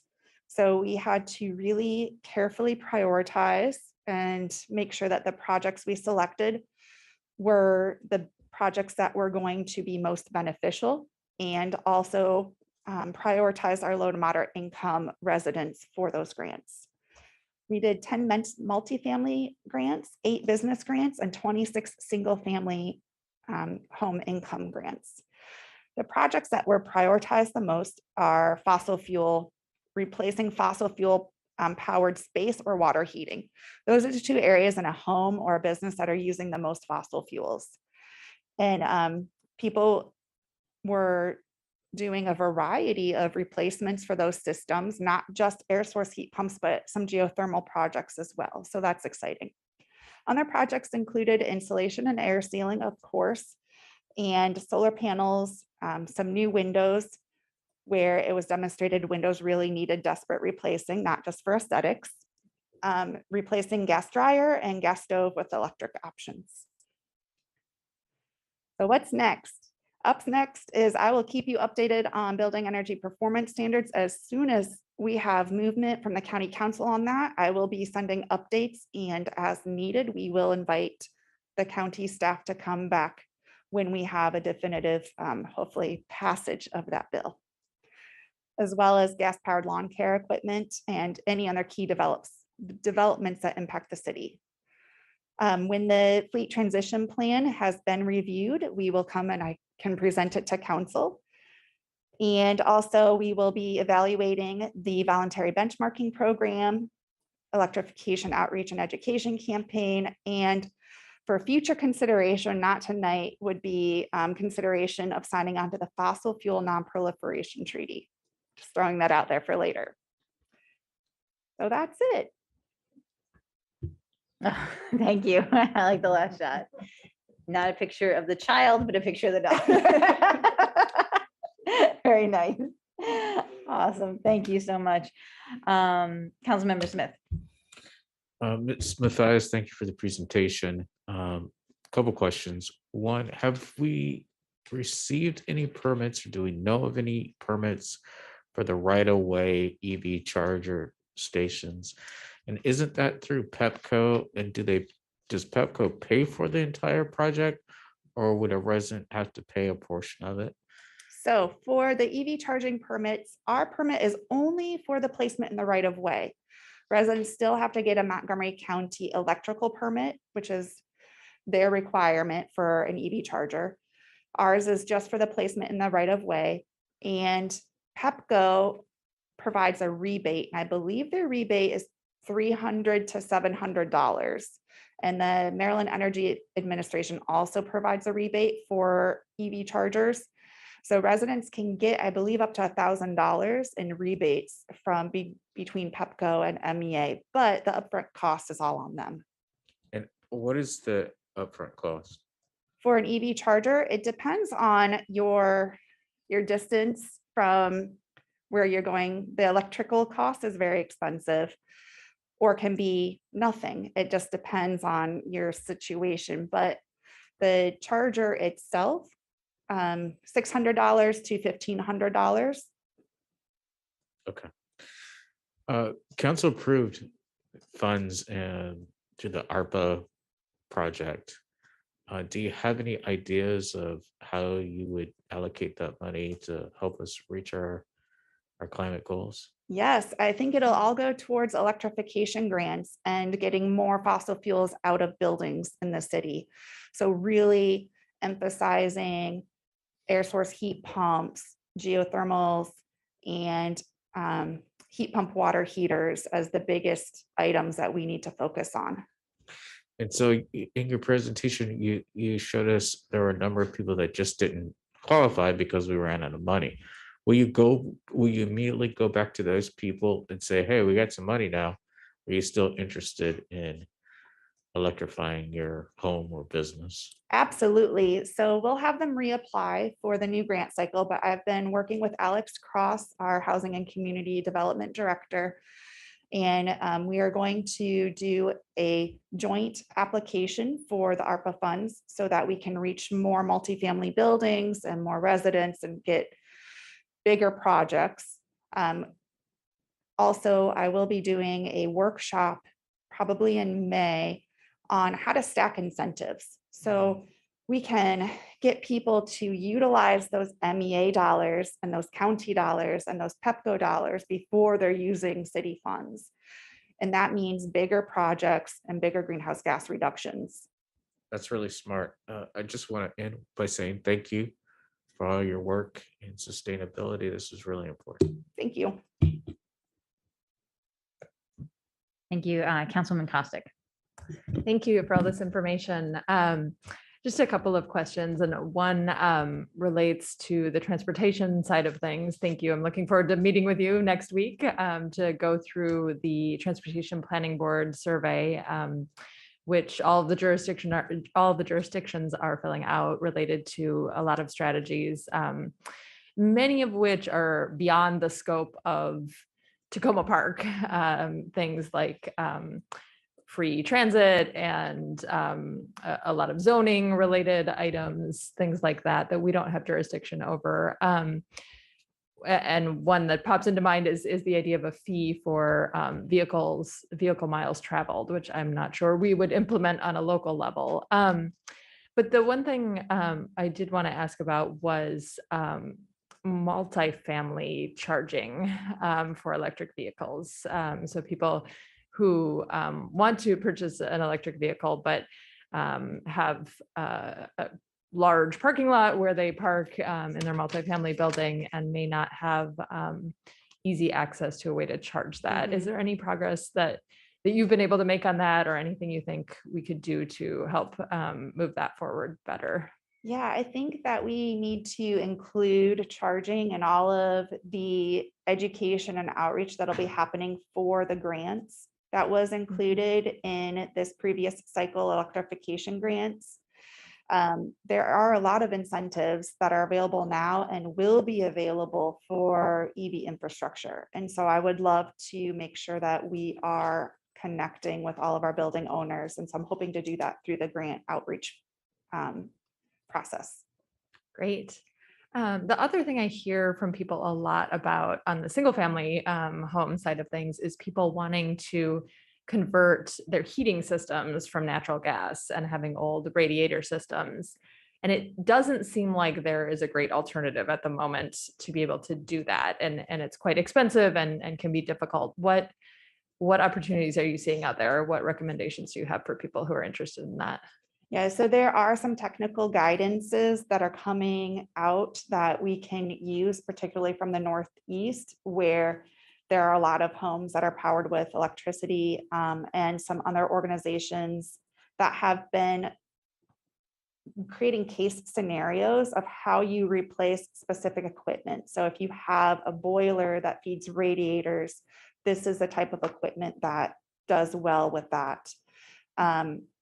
And can provide some sort of cost estimate. But the second piece, aside from that technical assistance, is this development of a contractor pool that I'm working with Montgomery County on through this Rocky Mountain Institute cohort, to make sure that we have contractors who know what they're doing and are supportive and excited about electrification. I've had contractors in my own home come in and tell me I am all sorts of stupid for wanting to get rid of my gas furnace and gas water heater. So if that's happening to me, I know it's happening to everybody in the city. So that contractor development pool is, I think, the key to making sure that our older homes and older building stock in the city have a technical expert here that can work with them. That's great. Thank you. Councilman Kovar? Thank you, and thanks for the presentation. It's good to see how busy you've been on a lot of these things. I just had a few questions. One, at the beginning, you were talking about how Tacoma Park and some of the other nearby jurisdictions all have these goals. And I just wasn't clear. Is there a difference between net zero and 100% reduction? Yes. Technically, we can buy ourselves out of this mess. And I have a quote from a carbon offset company on what it would cost us every year to say we're net zero. We could say it this year if we wanted to. It'll cost about $1 million a year. And then we could say we've met our goal and we're done.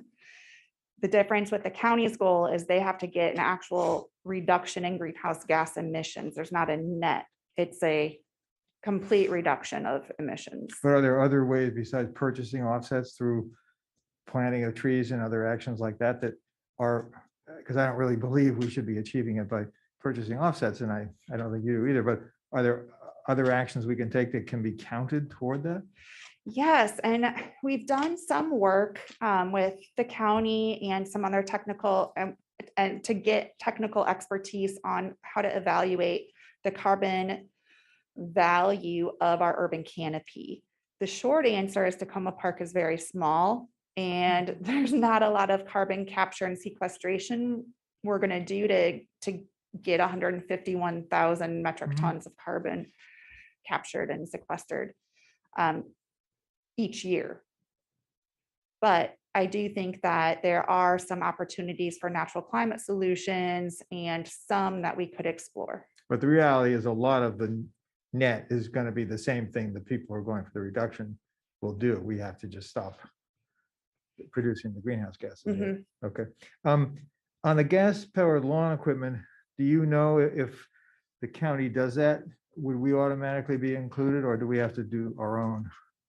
So thankfully, Councilmember DeBala got some official, was it, I don't know, well, the city attorney responded that the city would need to, is it Opt-in. opt in Okay. into But we it? don't have to actually pass it. We just have to say we want to be covered. Is that? We'd have to double check it depending Okay, on but what, we can- but we can- it's, the county right now is looking at it as part of their noise ordinance. Okay. So what we need to do is look at, Okay. like, for example, we have opted out in the past of housing, the housing code. We have to look at and have the city attorney look at what we've done regarding the county's noise ordinance, whether or not we need to affirmatively opt in, or just not do anything and then we're covered. There are certain things if we don't do anything, we get covered under the county, and sometimes we actually have to take a. So we might have to take some And to- affirmative action, but Correct. okay. Yeah, and to do that, we need the actual language, Right. which we don't have yet. Okay, that's just a couple other things. Thank you. The, on the electrification grants, you mentioned there was a goal of achieving geographical and economic diversity. You don't have to provide that now, but did you feel pretty good about what you were able to do on that? So wards 1 and 2 were they had the most applications and also the most grant awards when it comes to single family homes. Every ward did have at least one grant recipient in the single family home category. But I would love to see more applications from the rest of the city, because I didn't feel that I got a lot of applications that showed a good distribution across the city. In terms of the business applications, there was a much better distribution, and I was very happy with the businesses that applied and that it wasn't just concentrated in one part of the city. And just on you mentioned this point about the non-proliferation treaty. Does any of that mesh with what our task force on sustainable banking is going to be doing? Because we're getting that presentation, I think, in a couple of weeks. Their final report's out. I haven't had a chance to look at it yet, but is that something that meshes with this? It depends on what their final report says. Okay. The treaty it's right now it's asking cities to say that they would support one.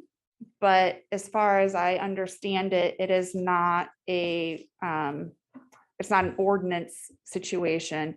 It is more of a, we would support Okay. it as a And city. just the last thing, I was speaking to somebody the other day from the Department of Energy, and they mentioned that, and I don't think we have the technology yet, but that this is not just something that's far off in the distance, that people in the future would be able to recharge their cars through Wi-Fi while they're driving. Have you heard of that?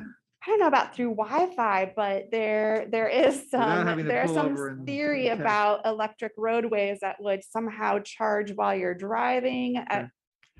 I don't stay up to date on the stuff that I can't implement, but it is very exciting. I know that there are some companies that are really working to get charging down to a few minutes and make charging a much more pleasant and easy experience, equivalent to having a gas-powered car. So, and then the last thing is, thanks for that. The last thing is, you were talking about the county potentially within 5 years, I think you said, moving forward on the community choice piece. So if that happens, does that enable us to achieve some of these other goals that we're talking about without necessarily doing something separate ourselves Yes. here? Yes. So I anticipate if community choice energy, or when it moves forward, everyone in the city will automatically be receiving as their standard offer 100% renewable electricity, and people would have to actively opt out and say, no, I want dirty electricity. And that will reduce our emissions a dramatic amount. Okay, thank you. Appreciate it. Councilman DeBala? Yes, thank you so much for this overview. Given the time, I won't ask a lot of questions. I just wanted to ask one as a follow-up to what Councilmember Smith raised about the ARPA money and the electrification money there. So as I recall, we were looking to prioritize multifamily buildings and lower income residents with that money. And so is it fair to say that there's still after that then a whole bunch of other folks that applied the first time that are still going to be looking for some help? Yes, the amount of building owners who are interested in electrifying is so exciting. I am getting calls from people buying multifamily buildings in the city and saying, I want to rehab this building. I want it to be all electric. I want solar on the roof. How can I do it? It is really exciting, but it's also very challenging because it is a lot of money. They need resources. And a lot of times it's easier just to pop another gas water heater in their building and not worry about it for another 25 years. And we can't have that. So the amount of energy, the momentum is there. There is more demand than we can fund. Thank you for that. I'm also, just to close, really impressed with how you've been able to do a lot with the limited resources you have in terms of partnering with all these other folks to get stuff done on the cheap, starting with COG. So thank you for that creativity on your part. Thank you. I just have a couple of things. On the curbside chargers, I've heard, and I don't know if this is just a couple of people or anecdotal, if you're hearing this as well, is that folks are having a hard time finding folks to do the work, like electricians and other things. It's just like they've gotten the permits, they're ready to go, but just thinking about contractors, as you're looking at contractors, this might be another area to also think about. So I've heard from a couple of people who are very excited and ready to go, and they just can't get somebody to come in and do the work. Thank you. Yeah, I had not heard that. So Yeah. that is really great to know. And the other thing, this was a topic at the last COG board meeting that we talked a lot about the electrification, especially EV. And I'm just wondering, and I'm sure you're already clued into all of this, but we did talk a lot about shared purchasing, especially of areas trying to electrify their fleets, and the idea of if we're all going together, especially with these larger trucks and other things, that might help speed things along. So we also we talked about that at the COG board meeting. I love the electrification roadmaps. That sounds terrific. And I know you and I had talked about this idea 2 years ago before COVID hit, when we were passing our resolution and did all the work on moving towards a fossil fuel free community, in having sort of a cooking expo idea to introduce people to what it's like to actually cook with induction or electric stoves now. And so I know you have a lot on your plate, but I think that could be a cool idea to look into, just to kind of get people interested in the idea that it's not like your grandmother's electric stove. So I love it. And my intern, our sustainability intern, recently gave me a video for the city website that is a boil test, and it pits a high-end Viking gas stove against an induction stove. And the induction stove boiled water twice as fast. So in the meantime, before we can get a live in-person demo, I will get that up on the city website. that'd be great. Terrific. Well, thank you very much for this presentation. It's been terrific. Great to see you in person and all the work that you've been doing. So thank you. Thank you. Have a good night. Thank you. All right, our last work session for the evening is a two-parter. We will be talking about an update on plans for the American Rescue Plan Act funds in two parts. One is the allocation to social service partnerships, and the other is on library expansion costs. And I'll turn it over to the city manager. Thank you, Madam Mayor. And this evening, to start it off, we'll have our ARPA manager, Ms. Martin, to go through the presentation on the social services piece.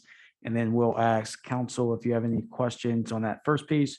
And then we'll pivot to the library section where we have Deputy Director Eubanks that's going to walk us through the library piece, as well as I believe we also have Mr. Hughes, Brandon Hughes from RRMM, our architecture firm, here this evening as well.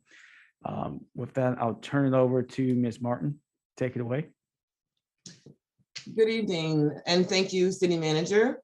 Hello to Mayor Stewart and to City Council members.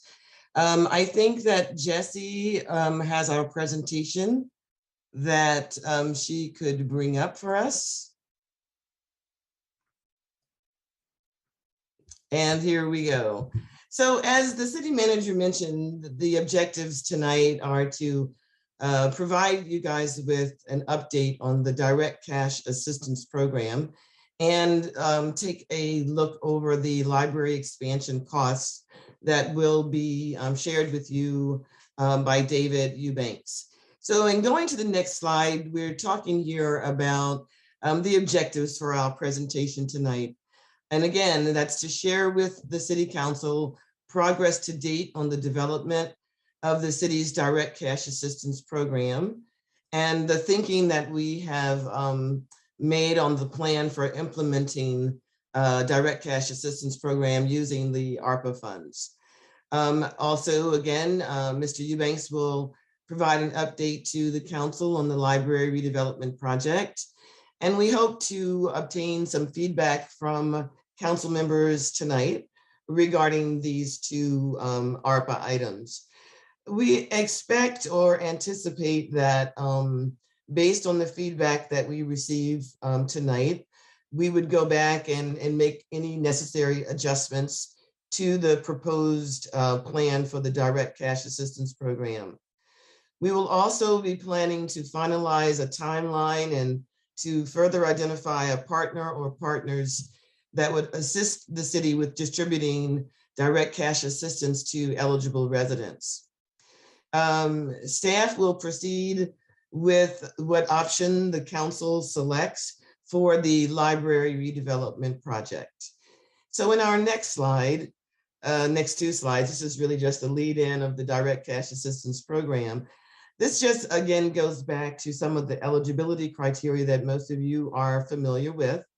So the Direct Cash Assistance Program is an eligible use under ARPA funding. And the purpose of that is to address negative economic impacts and or respond to economic harms to workers and families.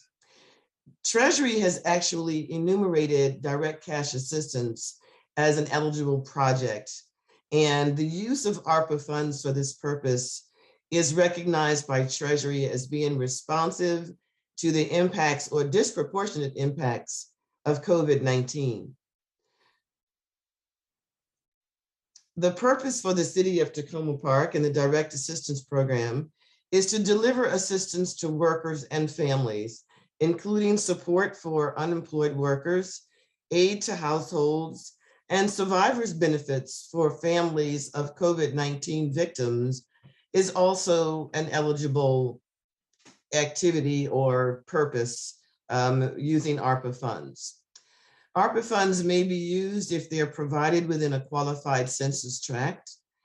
This is a low-income area as designated by the U.S. Department of Housing and Urban Development. The City of Takoma Park, as a recipient of ARPA funds, may undertake projects on our own, or we can use subrecipients to help us carry out the eligible uses on behalf of the City of Takoma Park and our residents in need.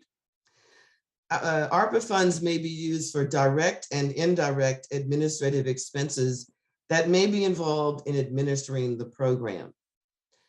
And as we move to the next slide, I just wanted to share with you some presumptions that and definitions that the Treasury Department has issued. So an impacted household or impacted community is one in which it's a low or moderate income household or community, and households that may have experienced unemployment. A disproportionately impacted household and community, Treasury presumes that the following households and communities are disproportionately impacted by the pandemic: low-income households and communities, those households residing in qualified census tracts, and households that might qualify for other public assistance programs like TANF or SNAP or free or reduced price lunch, as well as the LIHEAP program or Head Start. Those are just some examples of other public assistance programs that individuals or households may have already qualified for. Our next slide here just wanted to re-emphasize Treasury's focus, and that is of encouraging recipients, meaning the city of Tacoma Park and other NEUs, to provide assistance to those households, businesses, and nonprofits in communities most disproportionately impacted by the pandemic. So in looking at ways in which we could design a program and implement a program, staff took some time to do some background research. We talked to other jurisdictions to get a sense of how they've provided direct cash assistance to their local residents, to get a sense of the experiences that they've had and some ideas of best practices as we move forward. We reached out to a few financial institutions to talk with them more about how we could use a brick and mortar bank, for example, to help us in distributing funds to residents. We've discussed with the city manager's office the ability for the city to staff a direct cash assistance program. We also presented options to the city manager for consideration, and a number of potential nonprofit partners were listed and have been identified as a part of the staff research that we've conducted. And as a result of these items, we've developed a recommendation, and we'll go through it in a little more detail in the upcoming slides. But basically, we would like to see the city work with a locally based nonprofit organization or organizations to do a few things in this effort. One, they would help us in conducting the outreach to potentially eligible applicants. We would want them to receive and process applications from residents. We would, of course, give them some training in advance about what the application is and who are considered eligible applicants based on the criteria that we will share. And also we would be looking for a nonprofit organization partner to actually distribute debit cards to these eligible recipients.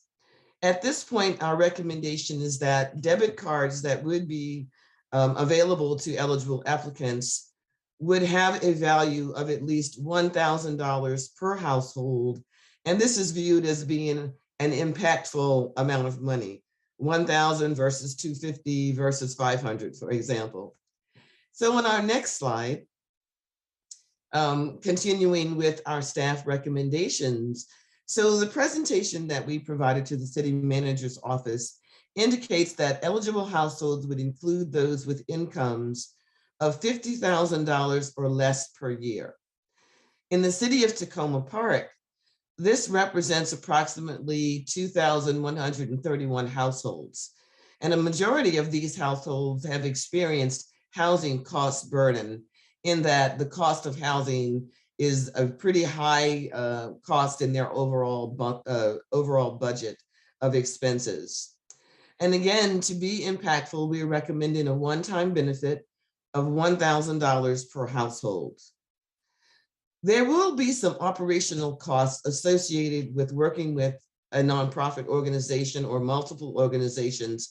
Those costs have not been estimated currently, but as a result of having to provide some operational administrative costs or expenses that will be conducted by the nonprofit organization, this could directly affect the number of recipients and or the level of benefit per card. And that will be worked out as we move forward.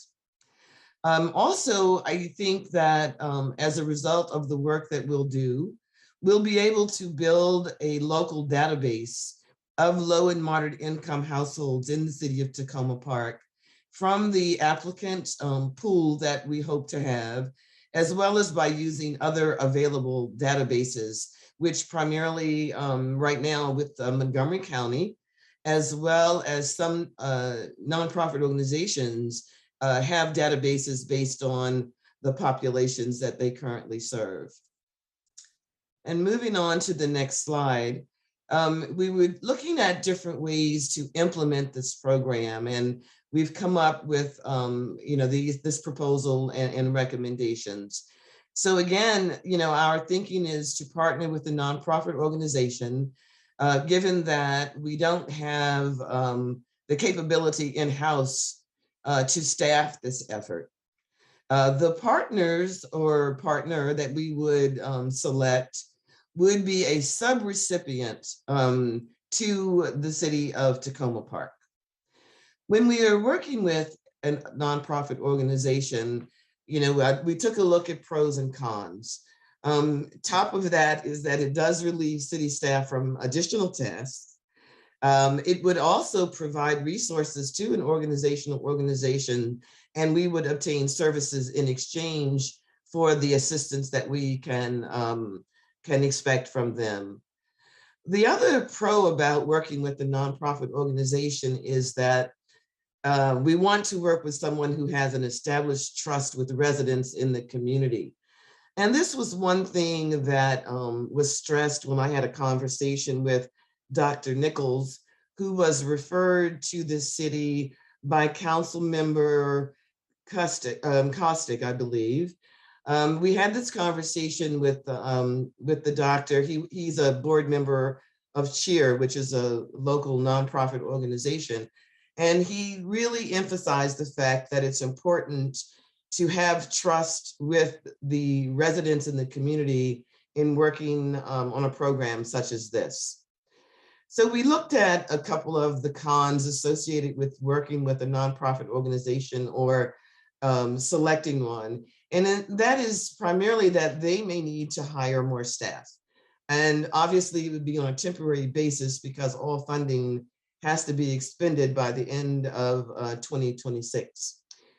The other con here is that we would have to use an RFP process to ensure an open and fair competition among organizations. And of course, that would require additional time before we're actually able to distribute funds. When implementing a direct cash assistance program, we thought about a number of things that we would have to put in place or act upon under the implementation considerations here. Obviously, we would have to provide some information, education, training, if you will, to the nonprofit partner on the eligibility requirements that the city would set forth and the application process as well. We would definitely want to make sure that everyone is clear about roles and processes and expected outcomes. The partners would assist the city, as I mentioned before, with outreach to the community to inform them of the program. And we would also be looking for them to assist us in the intake process, meaning the receipt of applications, the review of applications. We would also, the city would also want to establish some checks and balances to ensure that the way in which the funds are distributed, that they are based on the criteria that we've established. We want to make sure that there's not any double dipping that may go on from household to household. And so some of these checks and balances might mean that an individual, for example, that comes in to receive a debit card at a location would have to show some identification, say, show some kind of authorization or signature. And again, these are some elements that we are going to work through further.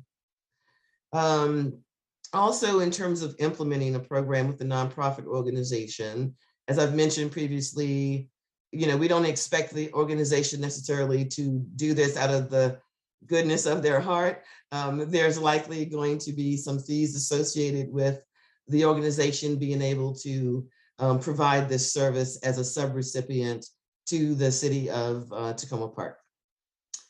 And our next slide, I mentioned just briefly about potential cost implications.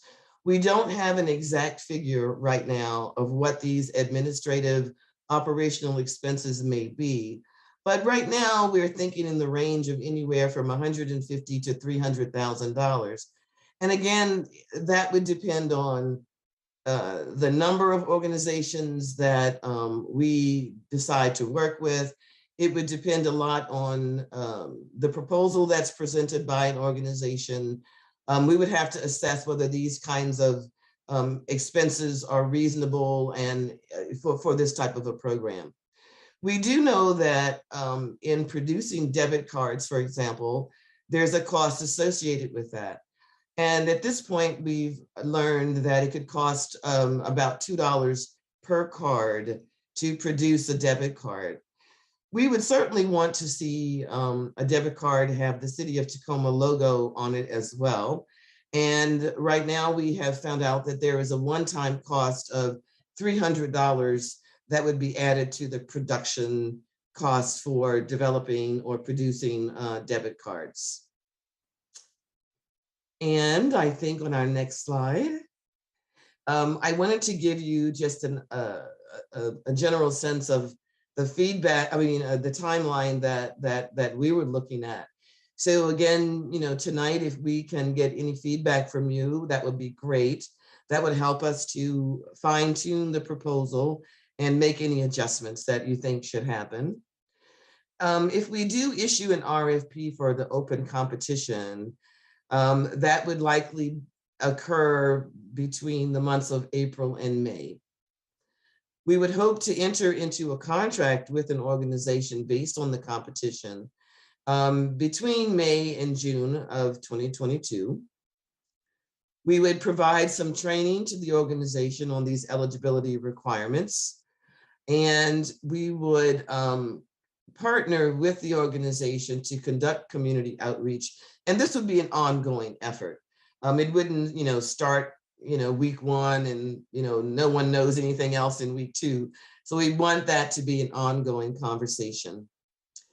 We would look to receive and review applications from residents and be able to authorize distribution to those that are found to be eligible. And that is likely to occur between June and December of this year.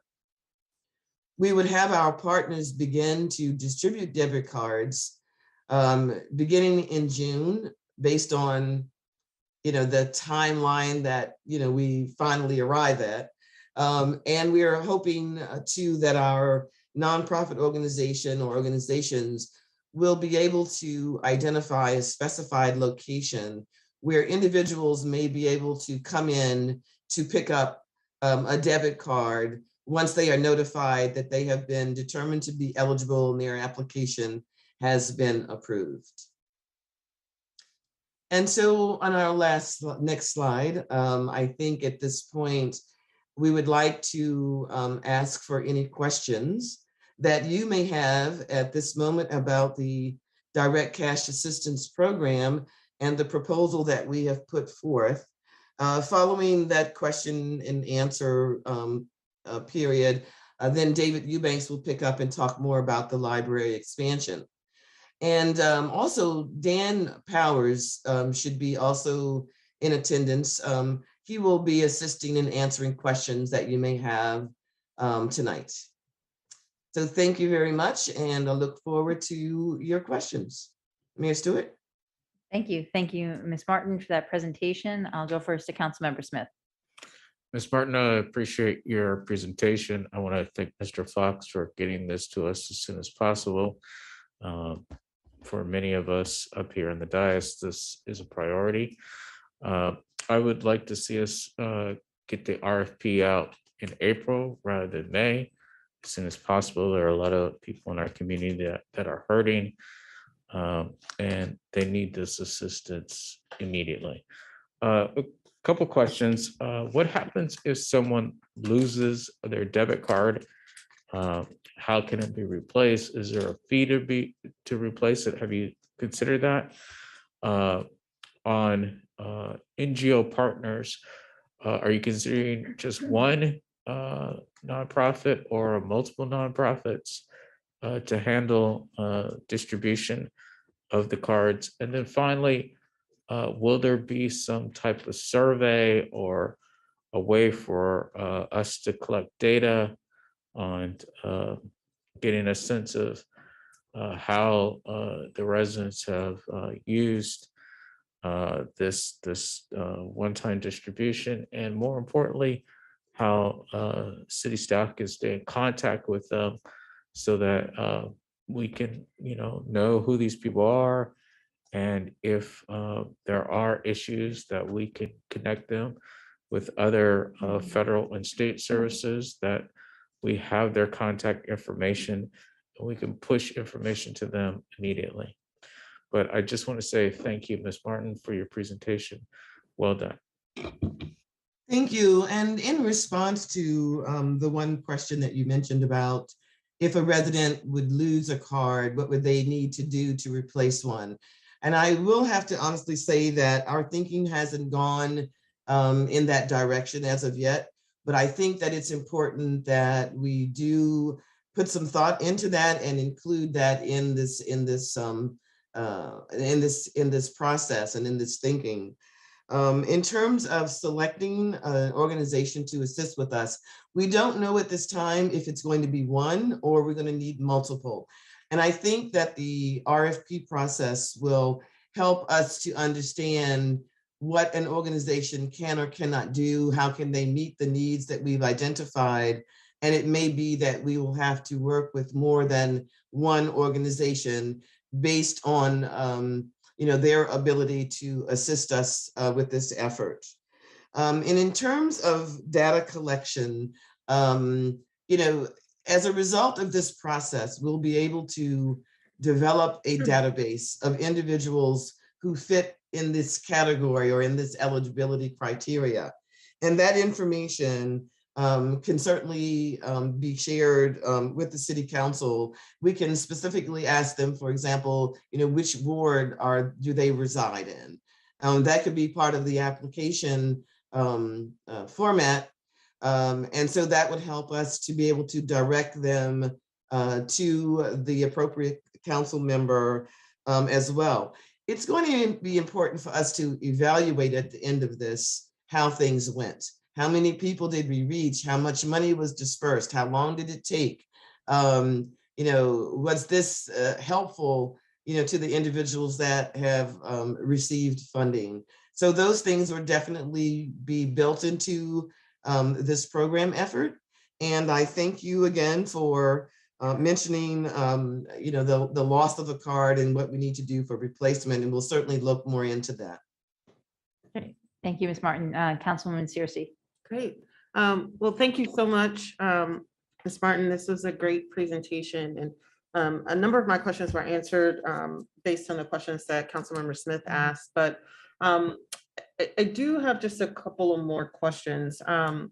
One is about kind of addressing the cycle, right? So the amount of monies that we are obligating or may be able to put forward to a nonprofit entity or entities to distribute the funds, distribute the cards, and get people the services that they need. It's not a lot. And so one question I have is, how would we be able to not only provide people in need with those dollars and kind of track what they did with the monies, but how we might also connect them on a longer term basis to resources that they may need either within the city or outside of the city.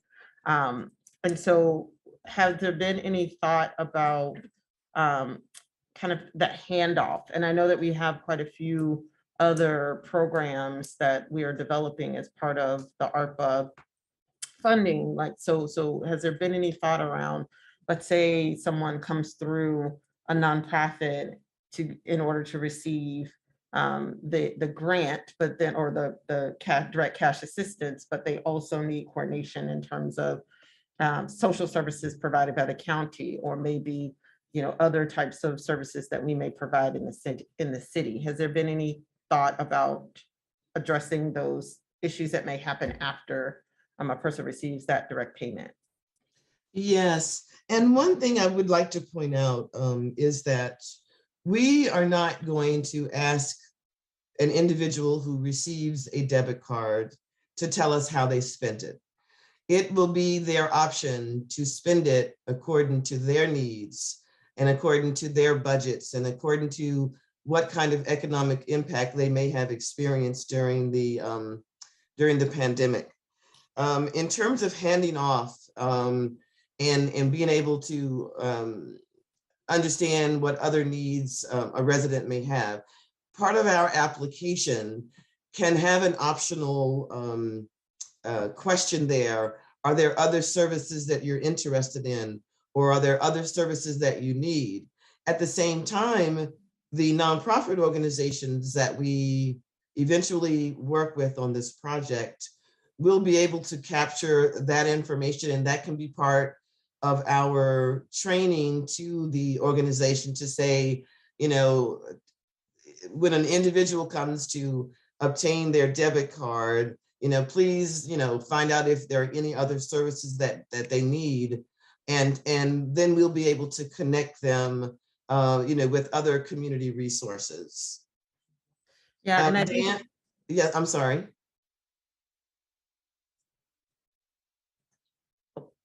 I'm sorry. So I think that's great. And I think one thing that we may want to think about including as part of the RFP is making sure that, the nonprofits that we select maybe are already coming to the table with that social service network, that they're already connected there. So that may also be something worth considering in terms of the selection criteria for which partner we work with. So if we're already working with someone who's already connected with directing people to different types of social service providers, that might be the kind of nonprofit that we may want to also consider for this project, because they would already have the mechanisms and the experience with actually providing that social service care coordination, which would be really helpful. Definitely. And one of the aspects of eligibility is that a resident could be referred to this program from a nonprofit organization. They may already be receiving services. And so that organization says, Mrs. Johnson needs some assistance, and, we can vouch for her, or we can refer her to this program because we know about her financial need. But we will definitely build that into the RFP as well. Great. Thank you so much. Thank you. Councilmember Siemens. Thank you, Mayor. And thank you, Ms. Martin, for the presentation tonight and for your work on this important project. I have to tell you, I'm a little worried though, because I think time is of the essence. And so it's nice that we're hearing this presentation tonight, but I'm a little worried because we have to go through a procurement process to get the nonprofit to help us with it. And I know that's not a quick process. In the meantime, not having the contractor in place, are there any steps that we can take to start with the data collection? And I give you an example that, do we now get a report from the landlords of pending evictions? And is that something that we should be capturing and making sure that we get into the database? And in fact, it's too late. By the time we get a contractor identified and they get up to speed, get their training and create a database and everything, the person's goods are going to be on the street. So are we working on those cases prior to getting all the infrastructure in place? I will have to ask Dan if he could speak on that. One thing I do want to say beforehand is that individuals would be required to apply for funds. At this point, we were not looking at taking a database of people who might be on an eviction list for us to reach out to them and say, come and apply for these funds. And we do understand that the procurement process could take time. But I think that it's the most fair way to go about it. I think it would be a little, it would be pretty difficult from a number of standpoints to like select one organization without having others be able to compete to assist with this effort. Dan, can you speak any more to data collection or to any kinds of databases that exist now that we could pull from? Sure. I think we're hoping to, or we're reaching out to the Montgomery County who ran an emergency assistance program earlier for a narrower group of residents throughout the county to deliver assistance to those individuals. And they collected some data as part of that process. And we're hoping to see if they'd be willing to share that data as part of our effort. I think we're also hoping to or have drafted an initial eligibility form, which would include asking some optional information on the characteristics of people who are collecting assistance. So we'd be able to have information on who is benefiting and whether we can sort of target our outreach as we go along. But I think mainly trying to just prepare as much as we can while recognizing that the procurement might take a little time and that we'll need to work with the nonprofit partner around data collection and other aspects of implementation once the RFP goes through. All right, I thank you. I think that if we're going to reach out to identify potential low-income people to the county, we ought to be looking within the city, and certainly someone that's on the eviction list could probably be a good candidate for a low income. And I agree with Ms. Martin that we would not want to pick the contractor by sole source. We do need a process, but I think that we also need some attention to this important issue before we get all the pieces in place. And my last question is, I have a concern that there's going to be a lot more need than there is money. And I wonder if you've given any thought to kind of how to prioritize things. For example, if someone needs 3 months of back rent to get whole, that maybe their problem is much bigger than we would be able to help with, and that the money might better be spent then on helping people who are maybe 1 month behind on their rent. Again, just wondering if you're given any thought to prioritization of how you identify who it is that we're able to help. Right. Well, the priority for us right now are for low to moderate income individuals or households. And we're looking at individuals or households that have an income of $50,000 or less per year. So those are the eligibility requirements. Excuse me. So if an individual wants to apply for the $1,000 one-time lump sum payment, they can do so. If they express a need for 3 months worth of back rent, for example, we may have to refer them to other sources. or there may be other funding programs within the city that that could assist them. But with the direct assistance program, we are specifically looking at a maximum amount of $1,000 per debit card per household. And yes, you're correct in that we might run out of money before we're able to help everyone. We're going to have to be able to, point individuals to other service providers to assist them further. I mean, we're limited to a certain amount of money that we can distribute.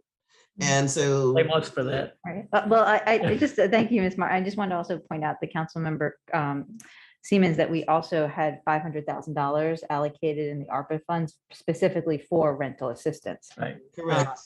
Yeah, so there are other, and we also allocated workforce development funds and other things, so that there were other pots of money that we Right, I could- use that as a way of an example, a bad example maybe, but same problem exists. I thank you for your work on this project and for your answers tonight. Thank you. Thank you. Councilman Costick.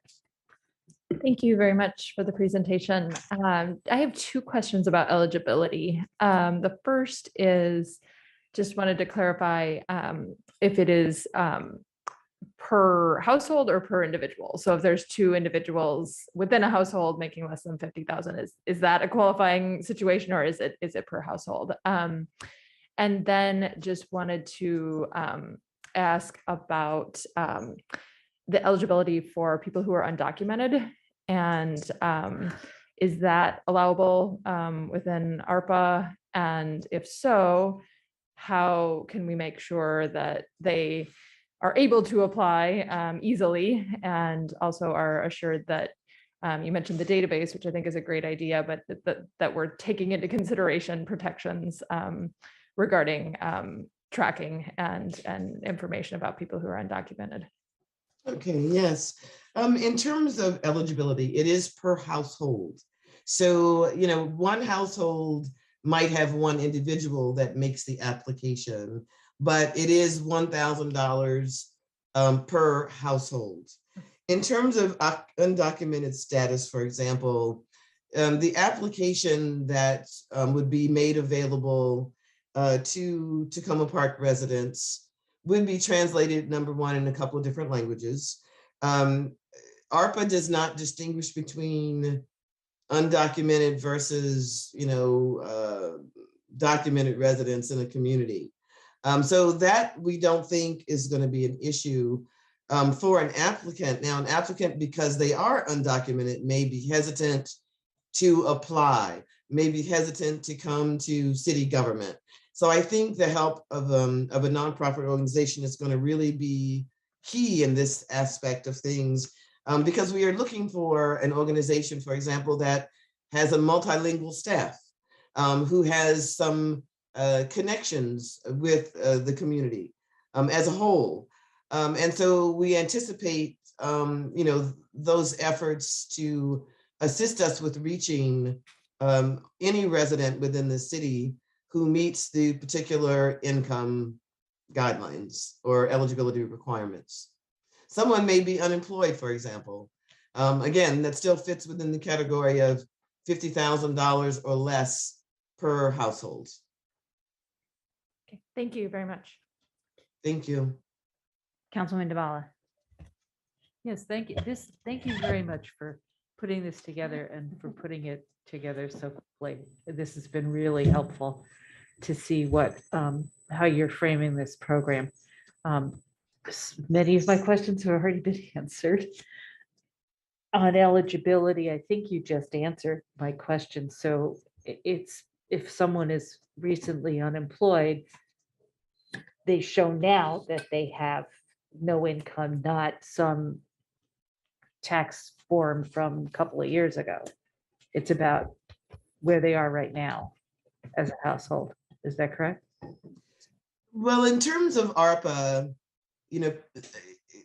people who may have experienced economic hardship from the beginning of the pandemic until now. So for example, the start of the pandemic, according to the ARPA legislation, is like March 3rd of 2021. But say someone was unemployed in the first 3 months of that year, but then got a job later later during the pandemic. They could still apply for funds if they're able to show that during this period of time, they experienced some kind of economic hardship. And if, for example, the person is unemployed, they may have applied for unemployment insurance. And so they would have some documentation that they could provide as a part of their application that would show their economic hardship. Dan, do you have any other thoughts to add to that? I think that covered it well. I guess we are trying to, keep in mind that that it may be difficult for some residents to meet high like documentation requirements for eligibility, and are trying to keep those documentation requirements sort of as flexible as possible to establish that people who are eligible would be able to qualify. So for example, like Renee mentioned earlier, getting a referral from a nonprofit organization to show you would be eligible for the program. And I think, just trying to make it so that residents who do qualify are able to access the benefits, even if they have difficulty producing something like a formal income statement or something like that. Yeah, so yes, simple documentation, very important. But also the reason I bring it up is that, again, this notion of running out of the money before we actually reach the people who most need it. And so, not to get into it in detail right now, but maybe taking another look at your $50,000 and whether that is the right level, given the amount of resources available for the program. I just don't have personally, I don't have any basis for saying it should be one thing or another. I just wonder if we've got the right balance there in terms of eligibility. And my second thought, and it has to do with, again, something other people have brought up, this question of connecting to other services. And so it's almost as if you want to add a fourth to your three things you want from a nonprofit: conducting outreach, receiving and processing applications, giving out the debit cards, and connecting to other services. I'm just putting that out there as a thought. And then that leads me to the question about how this connects to other ARPA programs, particularly the other social service partnership programs. So we had a little money set aside for other types of nonprofit grants, and we had money set aside for the community connectors. Is it your thought now that the community connectors are essentially part of this, or that they're something separate? How are you seeing that working out? Because they would be a powerful way to reach into some of the communities that are most important to get into. Correct. Yes, I understand what you're saying. Community connectors right now is separate from this particular effort. However, it's going to be important for the city to be able to provide contact information for individuals that may have experienced some issues that they would need further assistance on. We would be able to refer those individuals to our community connectors and vice versa. And again, it's going to be important for us to provide some training to the organization or organizations that we're going to work with to let them know what other program services and funding is available to people in need. Okay, so timing wise, does the staff have, the city staff have capacity to get find the community connectors, hire them and bring them on, assuming that that's the way that works? Or is that, because if it's after this is over, it doesn't help a whole lot. So, but that's asking a lot of all of you right now. So that's why I bring it up. You don't even have to answer it now. I just would like to put that out there as something to work out. Well, thank you for that. And I'm not sure if City Manager Fox would like to jump in on that one at all at this point. But for sure, community connectors are going to be important for the community. As far as the design elements of doing that, we have not gotten to that point as of yet. Yeah, I would say I have a deep appreciation now after listening to you for all of what it takes to get this program up and running. And I really thank you for that. Thank you. Okay, Councilmember Kovar. Thank you, Mayor, and thanks for the presentation. Just a few quick thoughts. One is I can see on the one hand, it would be easier to just end up giving the responsibility if we follow this model to one organization. On the other hand, if we're looking for enough groups that could hit different kinds of communities, then we probably do want several. Balancing that out will be the challenge, though, because the more groups you have, the longer it takes. So if we end up with, 3 instead of 1, maybe that would strike the good balance there. I think the 50,000 is appropriate, and I noticed that you said there's 2,131 households. I don't assume every household is going to end up doing this, but if they did, that would leave $169,000 unused, which is sort of at the low end of what you said the admin costs were. So it seems like there's a closed loop there in terms of the money and the potential eligibility that I like. A lot of my colleagues have mentioned all these other things they would like to add. I would be against doing most of that. I'd just like to see $1,000 get out to people as quickly as possible, because if we add all these other things, it's just not going to happen. And I worry that, I think it's fine to say it could be spaced out over a number of months.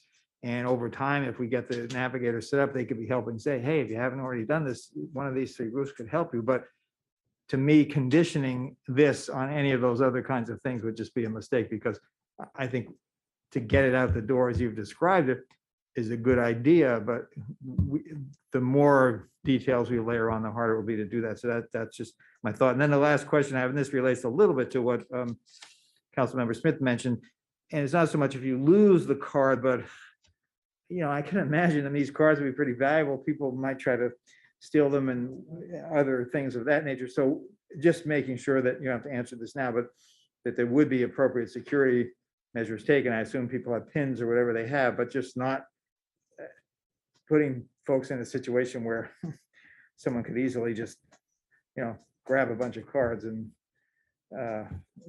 do that. We would want to avoid that. But otherwise, I think if we can just get this out the door yesterday, be great. Thank you. Councilwoman Searcy. I'm sorry, I'm doing the double dipping. So 2 quick things that came to mind. One was about the service charges or costs associated with the use of the debit cards. Sometimes there are fees that are tied to some of these things. Has there been any thought about fees that may be tied to a person's use of the debit card, and whether or not there's a certain amount of time that they may have to actually spend the money? So, is that you have gift card-esque. So maybe there's a fee, it's $1,000. A person could have that card for however long and just gradually spend off of it. What happens with unused balances, those kinds of things is something that we may want to think about. And definitely whether or not there are any kind of service fees that can sometimes eat away at someone's money if they're not spending it all in one swoop. And then the other thing that came to mind was whether or not there's been an idea about maybe the nonprofits applying for the RFP as a group. So maybe they are there's a certain nonprofits that may want to come in together. They serve different populations. Because I could see both sides. I could see there's definitely some benefit in ensuring the consistency in how the gift cards or how the debit cards are given out by having one entity, right? They kind of serve as that hub to manage it all, versus having different folks doing it, because there can be some inconsistency in things that happen by having multiple people. But I do wonder whether or not we might want to say in the RFP that they can team up. So if they're smaller nonprofits that want to come together and do this together, and they hit different populations, that might be a way to kind of get around the need to have multiple awardees. So just a thought. Yeah, well, thank you for that very much, because in the RFP, it can be stated that, there could be a collaboration. One or more organization may work together to provide this assistance to the city. So we'll definitely have that as an option for an organization or organizations to submit a proposal. Thank you. Just a couple of other things quickly. This week I was delivering meals with Meals on Wheels in Tacoma Park. And one of the things that they're in the process of doing is asking the recipients of the meals to fill out a questionnaire, and they have a series of questions on other services they need, even though they just do meals. But they were trying to look at what are some of the things that the people who receive their meals also need. And just maybe, I was just thinking as when you were talking about creating the database, maybe connecting with the folks at Meals on Wheels to see what they're asking in their questionnaire and what lessons they've learned, what might be some good questions. And I agree with Councilmember Kovar. I wouldn't predicate getting a debit card based on answering questions that we have, but it could be something that is sent out to the folks afterwards or throughout the process, or once they're given the card, then given a questionnaire to fill out, so that we could gather some more information about their needs or things. But that might just be a way of kind of having something similar to another group that might be helpful in working with them, because I do like the idea of thinking about how we can help people. I think everything else was pretty much stated by my colleagues. I think we see the urgency of this, and we also appreciate the thoughtfulness that the staff have put into this. I think there's general agreement on the council that going with a nonprofit or nonprofits makes sense in building the trust to get the cards out to people, wanting to connect to other services, making it as easy as possible and not having a lot of eligibility requirements. I think are all things, and making sure that the logistics of if people lose it or other things are addressed. And I think you're thinking in that way already. So I think I'm looking at my colleagues here that we appreciate all this work. It seems like it's going in a great direction, and look forward to hearing more how it develops. But thank you very much. And thank you so much for the feedback tonight. Great. Awesome. All right, now on to the library. I'll just to let folks know, it is 10:23. We do have a new policy about ending meetings at 11 o'clock. I'm not sure, this is a very important topic. So Mr. Eubanks, I'm not going to ask you to speed talk this evening, but I am under our procedures now supposed to just note that time, and we may go a little bit after that, but we do want to, this is a very important topic tonight to touch base. So I'll turn it over to Mr. Eubanks to. Okay, I will certainly try to keep us to 11 o'clock. But thank you, Mayor and Council, for having me this evening. Mr. City Manager, Ms. Carpenter, good to see you. I'm also joined this evening. I'm sorry, for those of you I haven't met, my name is David Eubanks. I am the Deputy Director and Public Works. I'm joined this evening by one of my colleagues, Jessica Jones, the Library Director, and virtually, at least last I checked, Mr. Gregory Clark, the Recreation Director as well. We also have a part of our project team with us. They'll be available to answer any and all of your questions at the conclusion of the presentation.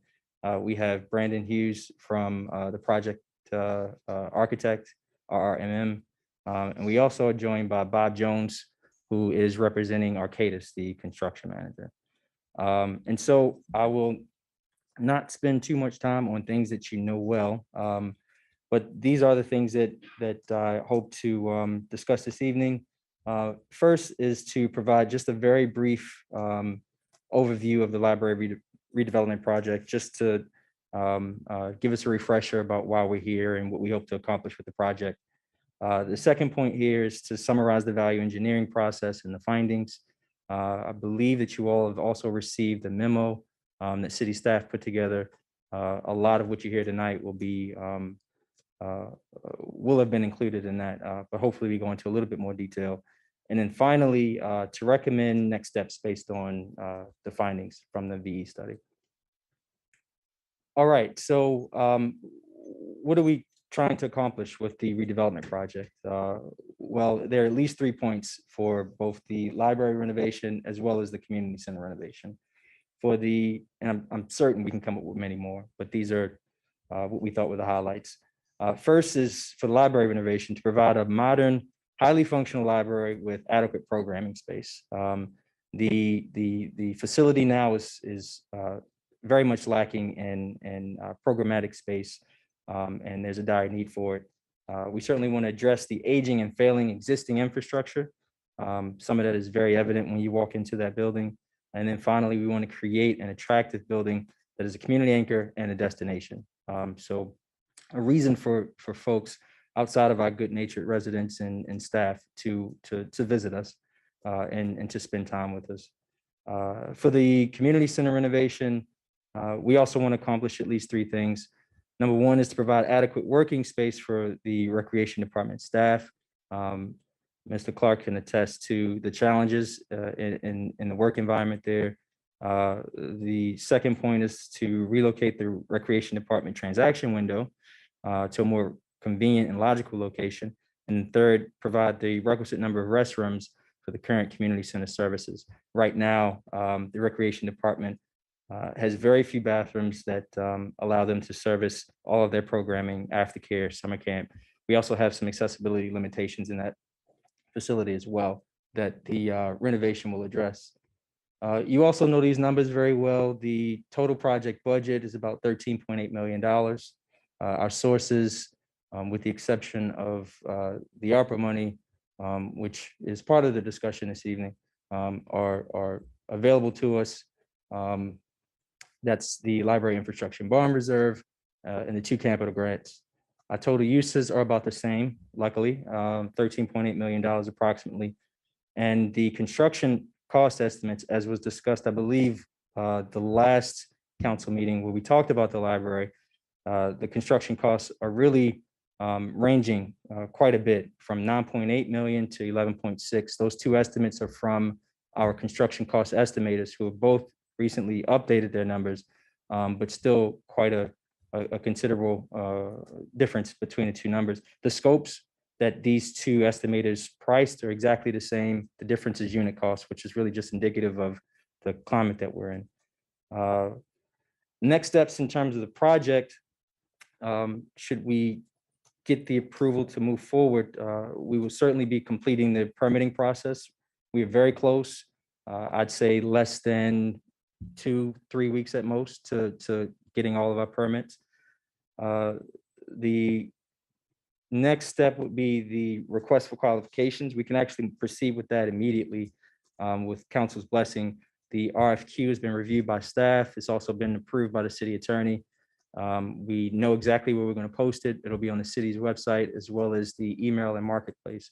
And we've already gotten quite a bit of interest from general contractors there.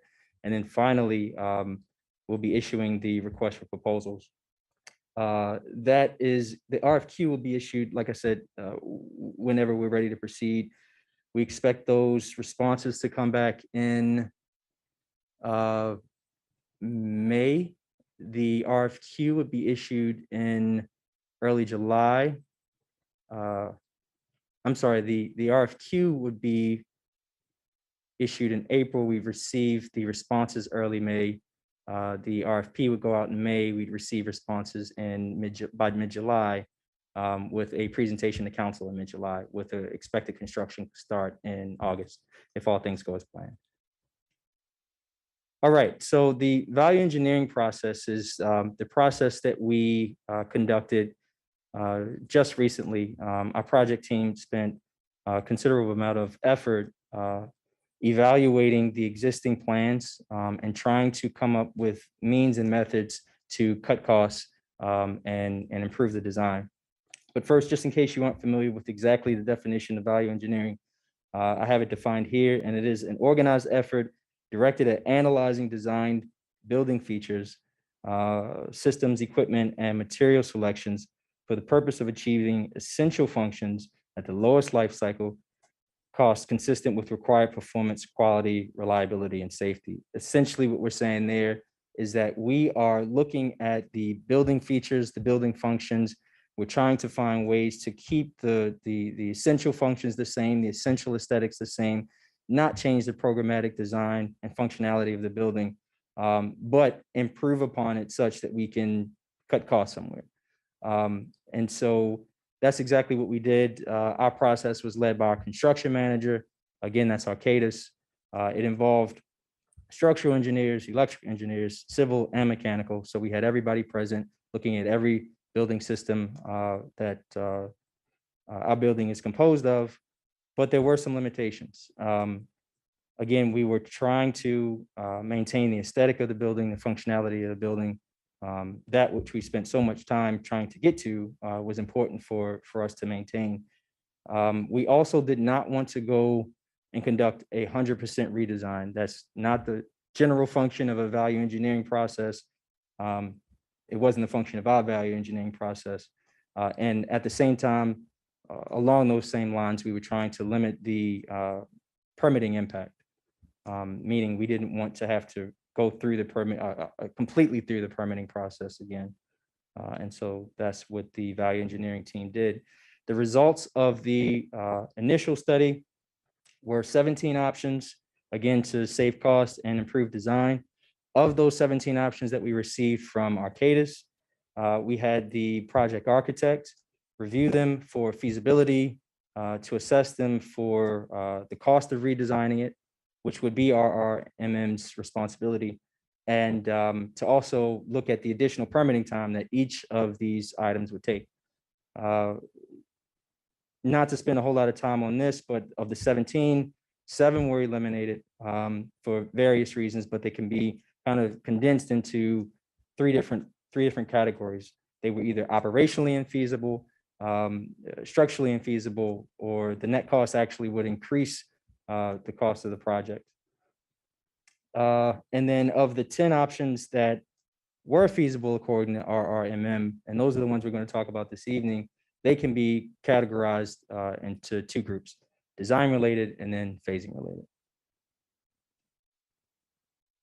All right, so these are the 4 design related options. On the left, you'll see a very short description of the proposed design change, and on the right, you'll see the net cost savings. Net cost savings are the gross cost savings minus the architecture, the cost to redesign it. These exclude the permitting costs, but we did get information from the project architect that suggests that the overall permit cost to redesign is going to be somewhere around $5,000, so not a very significant number. The first point here is replacing the clear story with skylights. The clear story is it's exactly what it sounds like. It's a story of clear. It's a story of glass that's meant to provide natural light in a space. For this particular line item, it's natural light for I believe it's the adult collection area of the library. And so we would be replacing that section of the building with skylights. The skylights would serve the same purpose, which is, again, to provide natural light, but at a lesser cost. And that net cost savings is about $35,000. The consideration here is purely aesthetic. The clear story has a nice look to it. The skylights, again, serve the same function, but not quite as pretty. The second item here is to remove the conference area glass wall. That is the conference area and the office, actually. This is the portion of the building that is on the north side of the wall. And essentially, there are two portions to this area. There's the kind of standard window that's at eye level, and then there's a smaller window above the window that's at eye level. The recommendation is to remove the smaller window area above kind of your standard large window, replace that with a brick veneer, and the cost savings are about $12,500. The concept for removing the lounge area glass wall is very much the same, with the exception that this is on the south side, and it is the lounge instead of the office and the conference area. But again, you have a standard wall at eye level. There's a smaller window above it. You would remove the small window above it, replace it with a brick veneer. And then lastly, again, having to do with the glazing of the building, you would be replacing the motorized sunshades with manually operated sunshades. This is less of an aesthetic issue and more of an operational issue.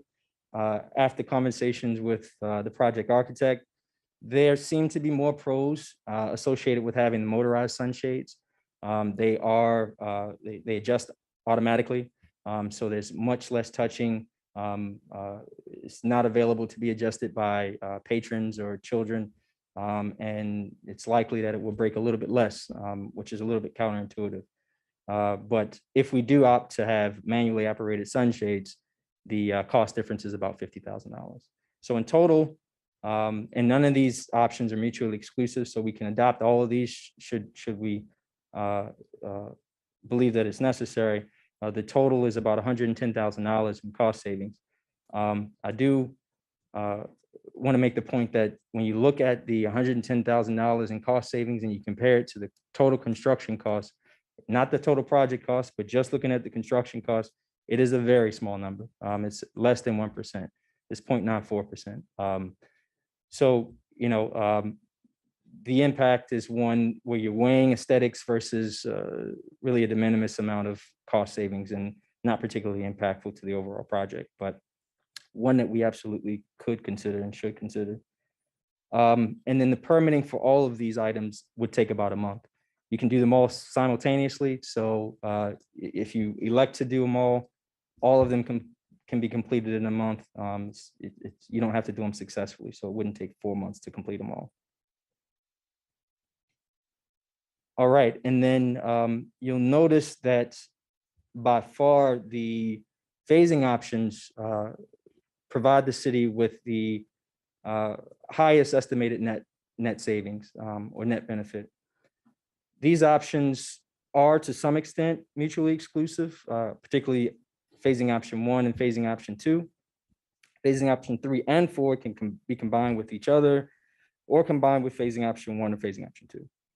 But 1 and 2 do stand alone. The savings range anywhere from 1.1 for phasing option 1 to about $50,000 for phasing option 4. And I will spend a little bit of time going through these. I won't go into a whole lot of detail unless we absolutely feel that it's necessary for the sake of time. But beginning with phasing option 1, essentially what we're saying is that we will proceed with the library as is without any change to design, but the community center will remain as is. The only caveat there is that in order for the recreation department building, the recreation department office that's being built in the footprint of the library, in order for that to be accessed, you have to maintain the existing corridor, which is between the existing restrooms, the ones that would be the gender neutral restrooms, and the existing recreation suite. You have to keep that corridor. In the original or current plan and drawings, that new office that's in the footprint of the building is accessible from within the recreation suite. Because we aren't expanding, because we aren't renovating that suite, there's only one way to access it, and it's outside of that suite. And so you have to keep that corridor to both access that office, but also to access the existing restaurants. Another caveat is that in order to be in compliance with code, you cannot have a dead end. And so to prevent a dead end, you have to expand the corridor. You have to take the corridor entirely around the existing restroom to create a loop. So you don't have a dead end to prevent any code issues. So there's a bit of a very small adjustment to the existing facility, but otherwise everything else remains the same. Those cost savings will be, again, about $1.2 million. Phasing option 2 is very similar to phasing option 1. The corridor would still have to be adjusted to prevent any code issues, and also to access that new recreation office that's in the footprint of the library.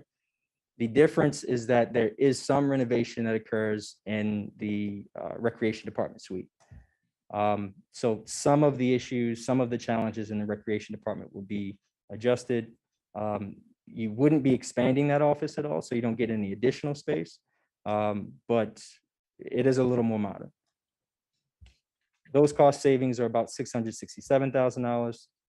Phasing option 3 is much simpler. You are creating the actual spaces of the computer, senior, lounge, and Mac rooms, but you don't make them usable. So these are shell spaces. They're not finished, they're not accessible, they're not functional. They exist, but to make them functional, you have to come back and finish the phases. Those savings are about $135,000. And for phasing option 4, very simple. There's a standalone canopy that's created at the front of the library. We would get rid of that. The canopy is meant to do what canopies do: prevent folks from getting wet as they enter the building, give them a chance to transition between the outdoors and indoors. Also provide a bit of an aesthetic, as almost an announcement that the library is here. This is the entrance. So it does provide that as well. But those cost savings are $46,000. One point I want to make is that our assumptions, city staff assumptions, really do assume that these phasing options will get done. In fact, that's part of our script to the Department of Permitting Services, as well as WSSC, when we're talking about the changes that will be necessary in the resubmission. And so they were fully expecting that this is not something that we are eliminating. It's something that we are just delaying to some point in the future. That said, there are 2 additional caveats for phasing option 1 and phasing option 2. Right now, we have had conversations with DPS and WSSC about the need to reallocate the restrooms based on the new spaces that we're creating. That would require us to change what's called a life safety plan. We've received the okay from DPS that the changes in the allocation, or the way we're allocating the restrooms to the spaces, is okay. We have not received the okay from WSSC. We expect to hear back from them within the week, 2 weeks at most. But if WSSC says how you're reallocating the restrooms doesn't work, that essentially means that phasing option 1 and phasing option 2 are not viable options. And so they would not be ways for us to proceed. Like I said, we should have an answer in the next 1 to 2 weeks. But it is possible that we don't get the okay from that group. All right, cutting to the chase here. The staff recommendation is to proceed with the redevelopment of the library and community center based on the current redesign without incorporating any VE study suggestions. And that's really based on 4 points that I'll go into detail about in just a second. The biggest one is that phasing increases costs, and you'll see the impact of those cost increases as every year that we delay the project. In addition to increased costs, phasing also extends construction, phasing interrupts the development process, and phasing creates underutilized spaces. Focusing first on increased cost of phasing, the diagram that you have before you is essentially looking at the cost savings, which is equivalent to the immediate benefit that we receive by delaying a project, and projecting a rate of 6% cost increases over a period of 3, 5, and 7 years. The 6% cost escalation is a number that we received from the cost estimator. That's the number that's in our current projections, the current cost estimates that we have. And so we've used that as a constant. I think what we can say definitively is that costs will increase, maybe not at 6%, but they will go up. And so the point is that no matter the rate, costs in later years will be higher than what they are now. But if you take at face value that 6% is the appropriate number to use, you'll see that very quickly the cost for every phase increases. So in year 7, we're talking about an additional $629,363 in cost for simply delaying the project from now to year 7. So on and so forth for every other year that you see here. We're assuming that the project is completed in 3 to 7 years. Anything less than 3 years, it makes more sense to do now, certainly.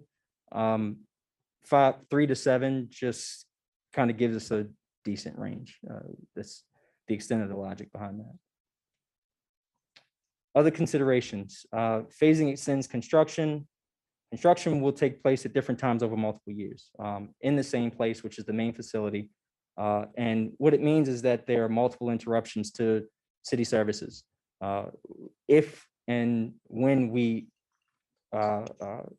redevelop that recreation department, that staff will have to be moved. The services that they provide will be interrupted.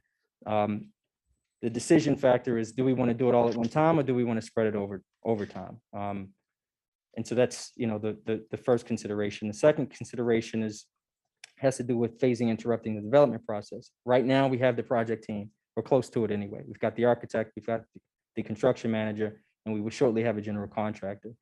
If you delay a phase, then you will have to find those people again. Even if you use the same group, you've got to spend time getting the contracts again and potentially increase costs again, because costs will increase at some rate over time. So you certainly increase costs, you certainly decrease efficiency. And then finally, the phasing options create underutilized space. This is most obvious in phasing option 3, where we are creating shell spaces and then not using them. I think the other thing to point out there is that without those spaces functional, the library is not able to provide the services that it currently provides. And so you're delaying those services for as long as that portion of the project is not completed. The same can be said for phasing options 1 and 2, maybe to a lesser extent, but the corridors that you create would otherwise be usable space. That would be an expansion of the recreation department office. It would be the new restrooms, larger restrooms. It would be a larger city TV area, and another portion of the restrooms renovated. So a lot of underutilized space in pretty much every phase, with the exception of phase 4. This is just a visual representation of that lost space. So on the left side, you see the existing drawings. You'll see the recreation office is expanded. The gender neutral bathrooms are there. You also notice that in the recreation office, the new recreation office that is created in the footprint of the library, which is the furthest green section to the left there, is accessible via the suite. On the right side, you see that it's accessible via the hallway. And you also see the expansion of the storage area, as well as the communications area, city TV as well. And then phasing option 3, the highlighted blue sections are the lounges and computer spaces that would not be functional for as long as that phase is delayed. And then also in phasing option 3, you see the yellow section. That is the canopy that we would be getting rid of in phasing option 4. And then this is just another representation of that canopy that we would be removing. That is all of the discussion that we had. Again, available virtually is the architect and construction manager. So if you have any questions, we're available to answer. Great. Thank you very much, Mr. Eubanks, for that. I'll go first to Councilman Dabala. Yes, thank you. Thank you very much for all of this. we had asked for the construction estimates and for the value engineering, and I really appreciate the way you've put this all together. So the couple things that strike me without getting into the specifics of the value engineering options. So you've got a range of construction costs that's hefty. And I understand why there's such uncertainty. So will we not really know until we go to bid? That's right. The So- best way to hone in on those costs is to go Is to to bid. go to bid. Right. And so, and is there, what does the construction manager say, or what do you say about the rate of cost, 6% annually over time? Great. Well, but right now, things are going like this, right? So time is money right now. Okay. So the faster we move toward our goal of the best library we can have, That's true. the more Yeah. likely we're going to get there. Okay. Right. I think the only point that I would add is with the exception of any delay caused by WSSC in their response, nothing presented today is going to delay our construction. Well, that was going to be my next question, Yeah. was about timing. Right. So on the charts, there's the ones that take, the 4 that take 1 month permit revisions after the architect does their revisions. And then there's the ones that take a couple months. Mhm. But what I think I hear you saying is that those are not a cause for substantive delay. It's the WSSC black box. Right. Okay, what do we know about WSSC? We've, yeah, never mind. So put another way, how much confidence do you have that the city will hear back in the next week or 10 days? It's a bit of a loaded question. Yeah, you know, I'm trying I- to think of a way to ask it without embarrassing WSSC, but Yeah, I mean, what I can say, and perhaps Brandon, you want to chime in a little bit. We did reach out to our one of our engineers, and that engineer has posed the question. The engineer is experienced in working with WSSC. We actually met him on site not too long ago.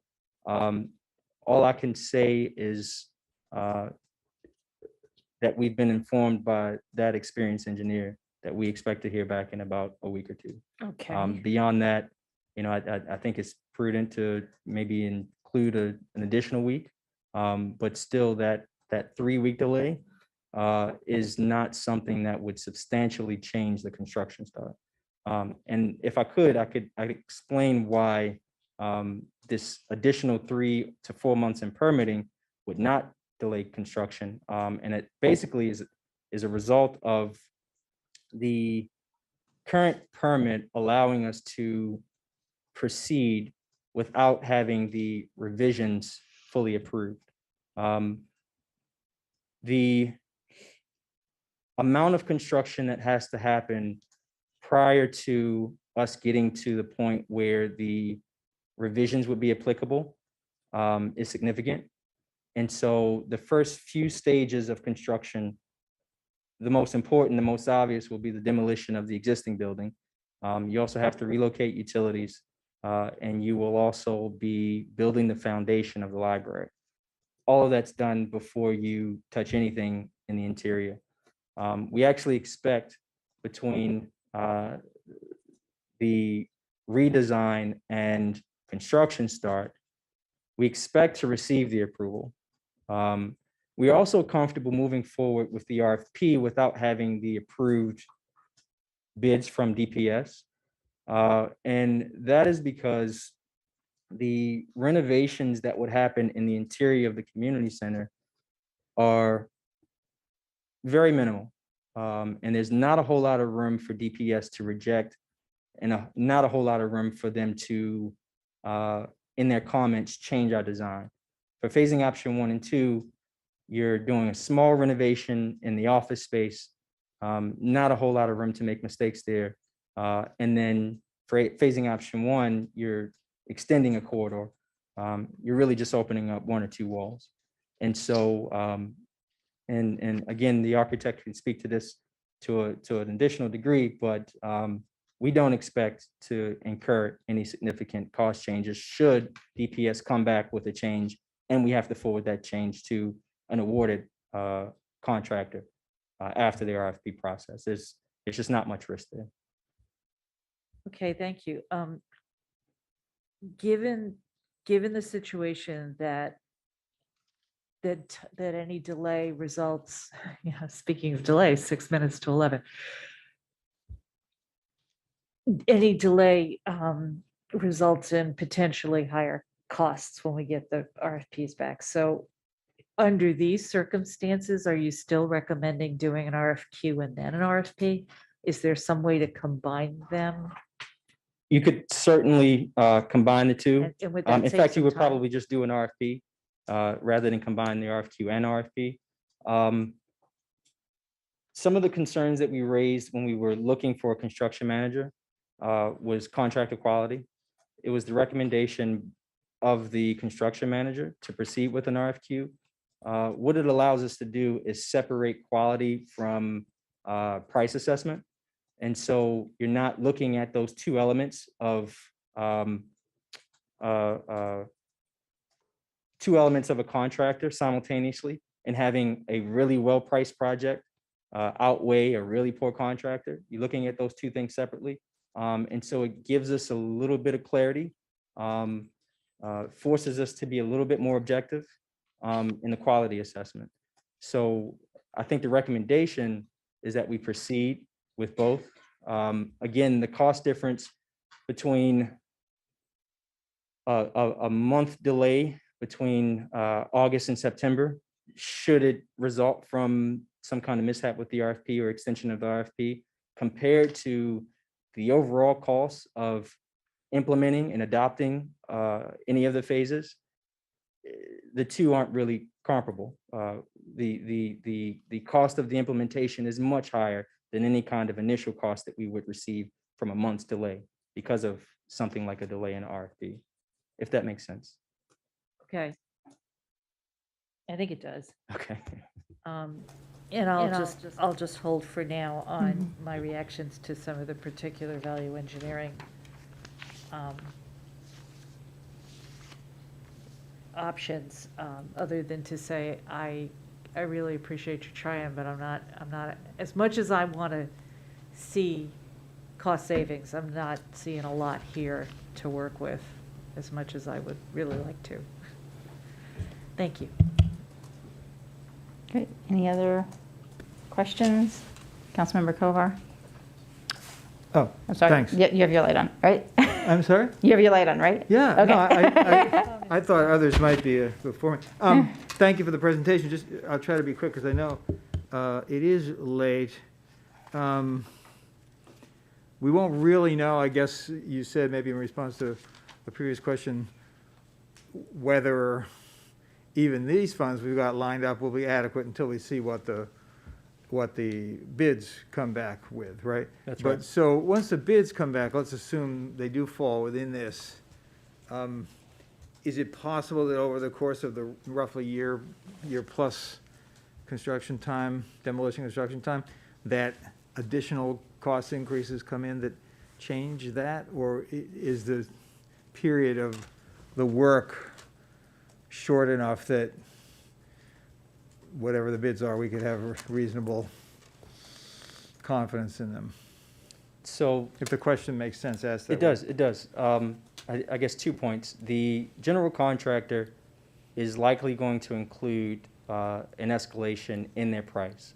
And so they'll assume that the cost of materials at some point later, say halfway through the project, is higher than purchasing those same materials now. And so they'll build into their estimate some figure for exactly that. At the same time, the number that they give us is the number that we'll receive, and that'll be a contractual, that'll be contract, that'll be set in stone. Right. Unless there is some change order for a change in the design itself, some unforeseen issue associated with construction, those costs are not expected to change. But something like that can always happen, right? Absolutely, that, and it will happen to some degree. So on the RFQ versus RFP, I have to say, I was kind of where Councilmember Duval was on that. I get that it's a positive thing to do. I'm not sure I was quite convinced on that. And I'll just mention that, so the permitting, I just want to make sure I understood this, because when I read the memo, and I had sent in an inquiry about this. So what you're saying is, because if potentially phase 1 or 2 were done, that work there is much later in the process. And so even if it took 3 to 5 months or whatever the amount of time is for the permitting, there's all kinds of other work that would be taking place in the library building itself, that phase 1 and phase 2 don't delay the start of construction, it sounds like is what you're saying. If That's right. Either one or the other of those were to be done. Right. One of the things was, I thought there was some value analysis of the energy costs. Did that get looked at? Was that dismissed, or was that not really part of this analysis? No, the analysis didn't include any energy evaluation. There was, if you look at the study, which I believe was attached to the memo, there was some conversation about how you might change some of the HVAC systems. Yeah. And to make the facility, in theory, more efficient. But the architect didn't think that the suggestions were feasible. Okay. Just a couple of things. You mentioned that the 2 different estimators had come up with, 10 or 15% difference. And that unusual? Anything about that? I think a cost difference of that magnitude is unusual, but I also believe that it's a very unusual market. And just looking at construction costs 6 months ago, you'll get drastically different numbers now. Okay. So to some extent, it depends on who the estimator talked to at what point in time. I see. I think there are quite a few variables that would lead to the discrepancies that we're seeing. But would you sort of split the difference, or just say the higher one's more likely to be accurate at this point? I think it's certainly most conservative to go with the higher number. Yeah. Just 2 other things. I do have some questions about stormwater. I'll send that in separately. That's not part of this presentation. The last thing is,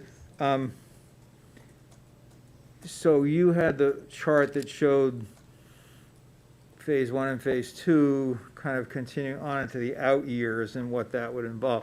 And I agree that it doesn't make sense to have the shells not built out, and that wasn't much of a savings anyway. But is there anything to stop us from just not doing, like going with phase 1 and just never doing that additional work? I mean, so it's not a phase, it's just a not do.